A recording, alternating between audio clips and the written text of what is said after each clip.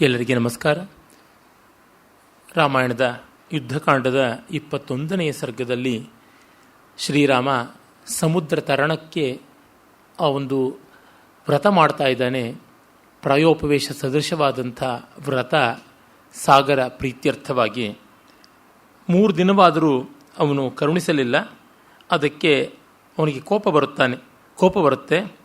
ಸಮುದ್ರಸ್ಯ ತತಃ ಕ್ರುದ್ಧೋ ರಾಮ ರಕ್ತಾಂತಲೋಚನ ಸಮೀಪಸ್ಥಮುವಾಚೇದಂ ಲಕ್ಷ್ಮಣಂ ಶುಭಲಕ್ಷಣಂ ಅವಲೇಪಸ್ಸಮುದ್ರಸ್ಯ ನ ದರ್ಶಯತಿ ಯತ್ ಸ್ವಯಂ ಪ್ರಶಮಶ್ಚ ಕ್ಷಮಾ ಚೈವ ಆರ್ಜವಂ ಪ್ರಿಯವಾದಿತ ಅಸಾಮರ್ಥ್ಯ ಫಲಾಹೇತೆ ನಿರ್ಗುಣೇಶು ಸತಾಂ ಗುಣಾಃ ಆತ್ಮಪ್ರಶಂಸಿನಂ ದುಷ್ಟಂ ದೃಷ್ಟಂ ವಿಪರಿಧಾವಕಂ ಸರ್ವತೋತ್ಸೃಷ್ಟ ದಂಡಂಚ ಲೋಕಃ ಸತ್ಕುರುತೆ ನರಂ ನ ಸಾಮ್ನಾ ಶಕ್ಯತೆ ಕೀರ್ತಿ ನ ಸಾಮ್ನಾ ಶಕ್ಯತೆ ಯಶಃ ಪ್ರಾಪ್ತುಂ ಲಕ್ಷ್ಮಣ ಲೋಕೇಸ್ಮಿನ್ ಜಯೋ ವಾ ರಣಮೂರ್ಧನಿ ಅದ್ಯ ಮದ್ಬಾಣ ನಿರ್ಭಿನ್ನೈಃ ಮಕರೈರ್ಮಕರಾಲಯಂ ನಿರುದ್ಧತೋಯಂ ಸೌಮಿತ್ರೇ ಪ್ಲವದ್ಭಿಃ ಪಶ್ಯ ಸರ್ವತಃ.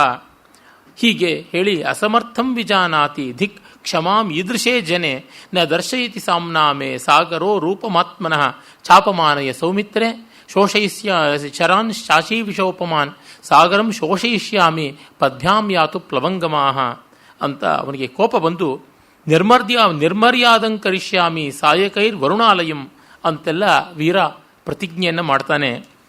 ಅವನು ಹೇಳ್ತಾನೆ, ಅವಲೇಪ ಸಮುದ್ರಸ್ಯ, ಅವಲೇಪ ಅಂದರೆ ಅಹಂಕಾರ, ಸಮುದ್ರದ ಅಹಂಕಾರ ಎಷ್ಟು ದೊಡ್ಡದಾಯಿತು,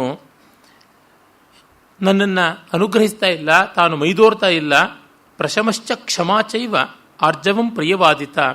ಇಲ್ಲಿ ವಿಸಂಧಿ ದೋಷವಾಗಿದೆ. ಸಂಧಿ ಮಾಡಿದ್ರೆ ಒಂದು ಅಕ್ಷರ ಕಡಿಮೆಯಾಗಿ ಛಂದಸ್ಸು ಕೆಡುತ್ತದೆ. ಆ ಥರ ಸಂದರ್ಭದಲ್ಲಿ ಸಂಧಿ ಮಾಡದೆ ಉಳಿಸ್ಕೊಳ್ಳುವಂಥದ್ದು ಒಂದು ಆಪ್ಷನ್, ಅಗತ್ಯ ಆ ಆಪ್ಷನ್ ಬರುತ್ತದೆ. ಪ್ರಶಮ ಅಂದರೆ ಶಾಂತಿ, ಕ್ಷಮೆ, ತಾಳ್ಮೆ, ಆರ್ಜವ ನೇರ ವರ್ತನೆ, ರುಜುವಾದ ವರ್ತನೆ, ಸಾರಳ್ಯ, ಪ್ರಿಯವಾದಿತ ಮೃದುವಾದ ಮಾತುಗಳನ್ನು ಆಡುವುದು, ಹಿತವಾಕ್ಯವನ್ನು ನುಡಿಯುವುದು, ಇವೆಲ್ಲ ಅಸಾಮರ್ಥ್ಯ ಫಲಾಹ್ಯತೆ, ಇವೆಲ್ಲ ಕೈಲಾಗದವರ ಕೆಲಸಗಳು ಅಂತ ಭಾವಿಸಿಕೊಳ್ಳೋದು ಅಂತ. Simplicity should never mean weakness of A person ಅಂತಾರಲ್ಲ, ಆ ರೀತಿಯಲ್ಲಿ ದೌರ್ಬಲ್ಯ ಅಂತ ಭಾವಿಸಿಕೊಂಡಿದ್ದಾನೆ. ಅದು ಎಷ್ಟೋ ಬಾರಿ ಆ ಬಗೆಯ ದೌರ್ಬಲ್ಯ ಅಂತ ಲೋಕ ತಪ್ಪಾಗಿ ತಿಳಿಯುವುದಾಗುತ್ತದೆ. ಅವರು ಮೃದುವಾಗಿ ನಡ್ಕೋತಾ ಇದ್ದಾರೆ ಅಂದರೆ ಮೃದುರ್ಹಿ ಪರಿಭೂಯತೆ. ಮಾಘ ಒಂದು ಕಡೆ ಶಿಶುಪಾಲ ವಧದಲ್ಲಿ ಬಲರಾಮನ ಮೂಲಕವಾಗಿ ಹೇಳಿಸ್ತಾನೆ, ಅಂಕಾಧಿರೋಪಿತ ಶಶಿ ಚಂದ್ರಮಾ ಶಶಃ ಚಂದ್ರಮಾ ಮೃಗಲಾಂಛನ ಕೇಸರಿ ನಿಷ್ಠುರಾಕ್ಷಿಪ್ತ ಮೃಗಯೂಥೋ ಮೃಗಾಧಿಪ. ತೊಡೆ ಮೇಲೆ ಅಯ್ಯೋ ಪಾಪ ಅಂತ ಮೃಗ ಜಿಂಕೆಯನ್ನು ಕೂಡಿಸ್ಕೊಂಡಂಥ ಚಂದ್ರನನ್ನು ಮೃಗಲಾಂಛನ, ಅದೊಂದು ಕಳಂಕ ಅಂತಾರೆ.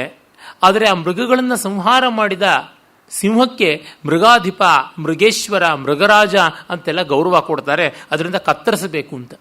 ದೇವರ ಬಗ್ಗೆನೂ ಆ ಥರ ಹೇಳೋದುಂಟಲ್ಲ, ಅಶ್ವನ್ನೈವ ಗಜನ್ನೈವ ವ್ಯಾಘ್ರನ್ನೈವಚ ನೈವಚ, ವ್ಯಾಘ್ರನ್ನೈವಚ ನೋ ಫಣಿ ಅಂತಲೂ ಒಂದು ಪಾಠಾಂತರ ಇದೆ. ಅಜಾಪುತ್ರಂ ಬಲಿಂ ದದ್ಯಾತ್ ದೇವೋ ದುರ್ಬಲ ಘಾತುಕಃ. ಕುದುರೆಯನ್ನಾಗಲಿ ಆನೆಯನ್ನಾಗಲಿ ಹುಲಿ ಸಿಂಹ ಕೊಡೋದೇ ಇಲ್ಲ ಬಲಿಯಾಗಿ, ಹಾವನ್ನು ಕೊಡೋದಿಲ್ಲ. ಬಡಪಾಯಿ ಮೇಕೆಯನ್ನು ಬಲಿ ಕೊಡ್ತಾರೆ. ಇನ್ಫ್ಯಾಕ್ಟ್ ಅಮರಕೋಶದಲ್ಲಿ ಮೇಕೆಗೆ ಪರ್ಯಾಯ ಶಬ್ದಗಳಲ್ಲಿ ಒಂದು ದೇವಾನಾಂ ಪ್ರಿಯ ಅಂತ, ದೇವತೆಗಳಿಗೆ ಪ್ರಿಯವಾದದ್ದು ಅಂತ. ಪ್ರಿಯ ಅಂದರೆ ಏನು? ಕತ್ತರಿಸೋದಷ್ಟೇನೆ, ಇನ್ನೇನು ಅಲ್ಲ ಅಂತ. ಅವನಿಗೆ ಬಿರುದು ಅಂತ ದೇವಾನಾಂ ಪ್ರಿಯ, ಪ್ರಿಯದರ್ಶಿ ಅಂತೆಲ್ಲ ಈ ರೀತಿಯಾಗಿ ಉಂಟು ಅಂತ. ದೇವಾನಾಂ ಪ್ರಿಯೋ ಮೂರ್ಖಃ ಅಜಃ ಅಂತೆಲ್ಲ ಅಮರಕೋಶದ ಮಾತು. ಅಂದರೆ ಮೃದುವಾದವರಿಗೆ ಗೌರವ ಇಲ್ಲ, ಯಾರೋ ಅವ್ರನ್ನ ನೆಚ್ಚಿಕೊಂಡು ನೋಡೋದಿಲ್ಲ. ಹಾಗಾಗಿ ಬುಸುಗುಟ್ಟಬೇಕು. ಹಾವಾದರೂ ಕೂಡ ಲೆಕ್ಕ ಇಡೋದಿಲ್ಲ ಬುಸುಗುಟ್ಟದೇ ಇದ್ದರೆ. ಈ ಬಗೆಯಲ್ಲಿ ಆಯ್ತಲ್ಲ ಅಂತ ರಾಮನಂಥವನಿಗೆ ಕೋಪ ಬರ್ತಾ ಇದೆ. ಅಂದರೆ ಮೃದುವಾಗಿ ನೋಡ್ಕೊಳ್ಳೋಣ, ನಯವಾಗಿ ನೋಡ್ಕೊಳ್ಳೋಣ ಅಂತ ಮಾಡಿದ್ರೆ ಅದಕ್ಕೆ ಏನೂ ಸೊಪ್ಪಾಕದೇ ಇದ್ದಾಗ ಕೋಪ ತೋರಿಸಲೇಬೇಕು, ಬುಸುಗುಟ್ಟಲೇಬೇಕು, ಗರ್ಜಿಸಲೇಬೇಕು. ಏನೂ ಮಾಡೋಕ್ಕಾಗೋದಿಲ್ಲ. ರಾಮನ ಆ ಕೋಪ ಅಮೋಘವಾದದ್ದು. ಆರಂಭದಲ್ಲಿಯೇ ಅಮೋಘ ಕ್ರೋಧಹರ್ಷಣ ಅಂತಲೇ ಹೇಳಿದ್ದಾರೆ ಮಹರ್ಷಿಗಳು. ರಾಮನ ಕ್ರೋಧಕ್ಕಾಗಲಿ ಪ್ರಸಾದಕ್ಕಾಗಲಿ ವೈಯರ್ಥ್ಯವಿಲ್ಲ. ಯಾರ ಕೋಪಕ್ಕಾಗಲಿ ಸಂತೋಷಕ್ಕಾಗಲಿ ಏನು ಫಲವಿಲ್ವೋ ಅಂಥದ್ದೇನು ಮೋಘ ಕ್ರೋಧಹರ್ಷಣ, ಅಂಥದ್ರಿಂದ ಏನು ಪ್ರಯೋಜನವಿಲ್ಲ. ಅಮೋಘ ಕ್ರೋಧಹರ್ಷಣರಾಗಬೇಕು. ಅವನು ಹೇಳ್ತಾನೆ, ಇವ್ಯಾವುದು ಸತ್ಕೀರ್ತಿ ಸಜ್ಜನಿಕೆ ಅನ್ನುವುದಕ್ಕೆ ಬೆಲೆ ಇಲ್ಲ, ಅಸಾಮರ್ಥ್ಯ ಫಲಾಹ ಅನ್ನುವಂತೆ ಆಗಿದೆಯಲ್ಲ. ಹೇತೆ ನಿರ್ಗುಣೇಶು ಸತಾಂಗುಣಾಹ, ಸಜ್ಜನರ ಗುಣಗಳೆಲ್ಲ ದುರ್ಗುಣಿಗಳಲ್ಲಿ, ನಿರ್ಗುಣಿಗಳಲ್ಲಿ, ಗುಣವಂತರಲ್ಲದವರಲ್ಲಿ ಹಾಗೆ ಕಾಣಿಸುತ್ತದೆ. ಆತ್ಮ ಪ್ರಶಂಸಿನಂ ದುಷ್ಟಂ, ದುಷ್ಟ ಕೆಟ್ಟವನು, ಆತ್ಮ ಪ್ರಶಂಸೆ ಮಾಡ್ಕೋತಾ ಇದ್ದಾನೆ. ದೃಷ್ಟ ಅಂದರೆ ಧೂರ್ತತೆಯನ್ನು ಉಳ್ಳಂಥವನು. ವಿಪರಿಧಾವಕಂ, ಅಡ್ಡಾದಿಡ್ಡಿ ಹೋಗ್ತಾ ಇರತಕ್ಕಂಥವನು, ಎಲ್ಲಿಯೂ ಸರಿಯಾದ ಚೌಕಟ್ಟಿನಲ್ಲಿ ವ್ಯವಸ್ಥಿತವಾಗಿ ಇಲ್ಲದೆ ಇರತಕ್ಕಂಥವನು. ಈ ರೀತಿಯಾದವನನ್ನು ನಾವು ಏನಂತ ಹೇಳೋಣ? ಸರ್ವತ್ರ ಉತ್ಸೃಷ್ಟ ದಂಡಂ. ಮತ್ತು ಒಂದು ವಿವೇಕದಿಂದ ಅಸ್ಥಾನದಲ್ಲಿ ದಂಡ ಪ್ರಯೋಗ ಮಾಡ್ತಾನೆ. ಲೋಕದಲ್ಲಿ ಅದೆಷ್ಟೋ ಜನ ಒರಟಾಗಿ ತಮ್ಮ ಅಧಿಕಾರವನ್ನು ಸರ್ವತ್ರ ಚಲಾಯಿಸೋಕೆ ಹೋಗ್ತಾರೆ. ಸಾಗರ ಆ ರೀತಿಯಲ್ಲಿ ಅನುಗ್ರಹ ಮಾಡದೆ ಆಗ್ರಹವನ್ನು ತೋರಿಸ್ತಾ ಇದ್ದಾನೆ. ಅಲೆಗಳನ್ನು ಹೊಯ್ದಾಡಿಸಿಕೊಂಡು ಕೆರಳಿಸಿಕೊಂಡು ಅಸ್ಥಾನ ದಂಡ ಮಾಡ್ತಾ ಇದ್ದಾನೆ. ತಪ್ಪು ಇದು. ನ ಸಾಮ್ನಾ ಶಕ್ಯತೆ ಕೀರ್ತಿ ನ ಸಾಮ್ನಾ ಶಕ್ಯತೆ ಯಶಃ. ಒಳ್ಳೆ ಮಾತಿಂದ ಕೀರ್ತಿ ಯಶಸ್ಸು ಯಾವುದು ಬರುವಂಥದ್ದಲ್ಲ. ಅಂಥ ದ್ರೌಪದಿ ದಿವ್ಯಾಂಬರವನ್ನು ಕೃಷ್ಣನಿಂದ ಪಡ್ಕೊಂಡ ಮೇಲೆ ಗಾಂಧಾರಿ ಬಂದಳು. ಆಮೇಲೆ ನಿನಗೇನು ಬೇಕಮ್ಮ ಅವರ ಅಂತ ಧೃತರಾಷ್ಟ್ರನೂ ಬಂದ. ಅಲ್ಲಿವರೆಗೂ ಯಾರೂ ತಿರುಗಿ ನೋಡಲಿಲ್ಲ. ಇದು ದುರಂತ. ನೋಡಿ, ಕೀಚಕ ತುಂಬಿದ ಸಭೆಯಲ್ಲಿ ದ್ರೌಪದಿಯನ್ನು ಹಾಗೆ ಬೆನ್ನಿಂದ ಒದ್ದು, ಬೆನ್ನ ಮೇಲೆ ಒದ್ದು ಮೂಗಿಂದ ರಕ್ತ ಸುರಿಯುವಂತೆ ಮಾಡ್ತಾನೆ. ಗೋಳಾಡ್ತಾಳೆ, ಚೀರಾಡ್ತಾಳೆ, ಪಾಪ ಕೇಳ್ತಾಳೆ. 4 ನಡುವಣ ಹಾವು ಸಾಯದು, ಕುಮಾರವ್ಯಾಸನ ಮಾತು. ಅಂದರೆ 4-5 ಜನ ಗಂಡಂದ್ರಾದರೆ, 4-5 ಜನ ರಕ್ಷಕರಾದರೆ ನೀನು ಮಾಡ್ತೀಯ ಅಂತ.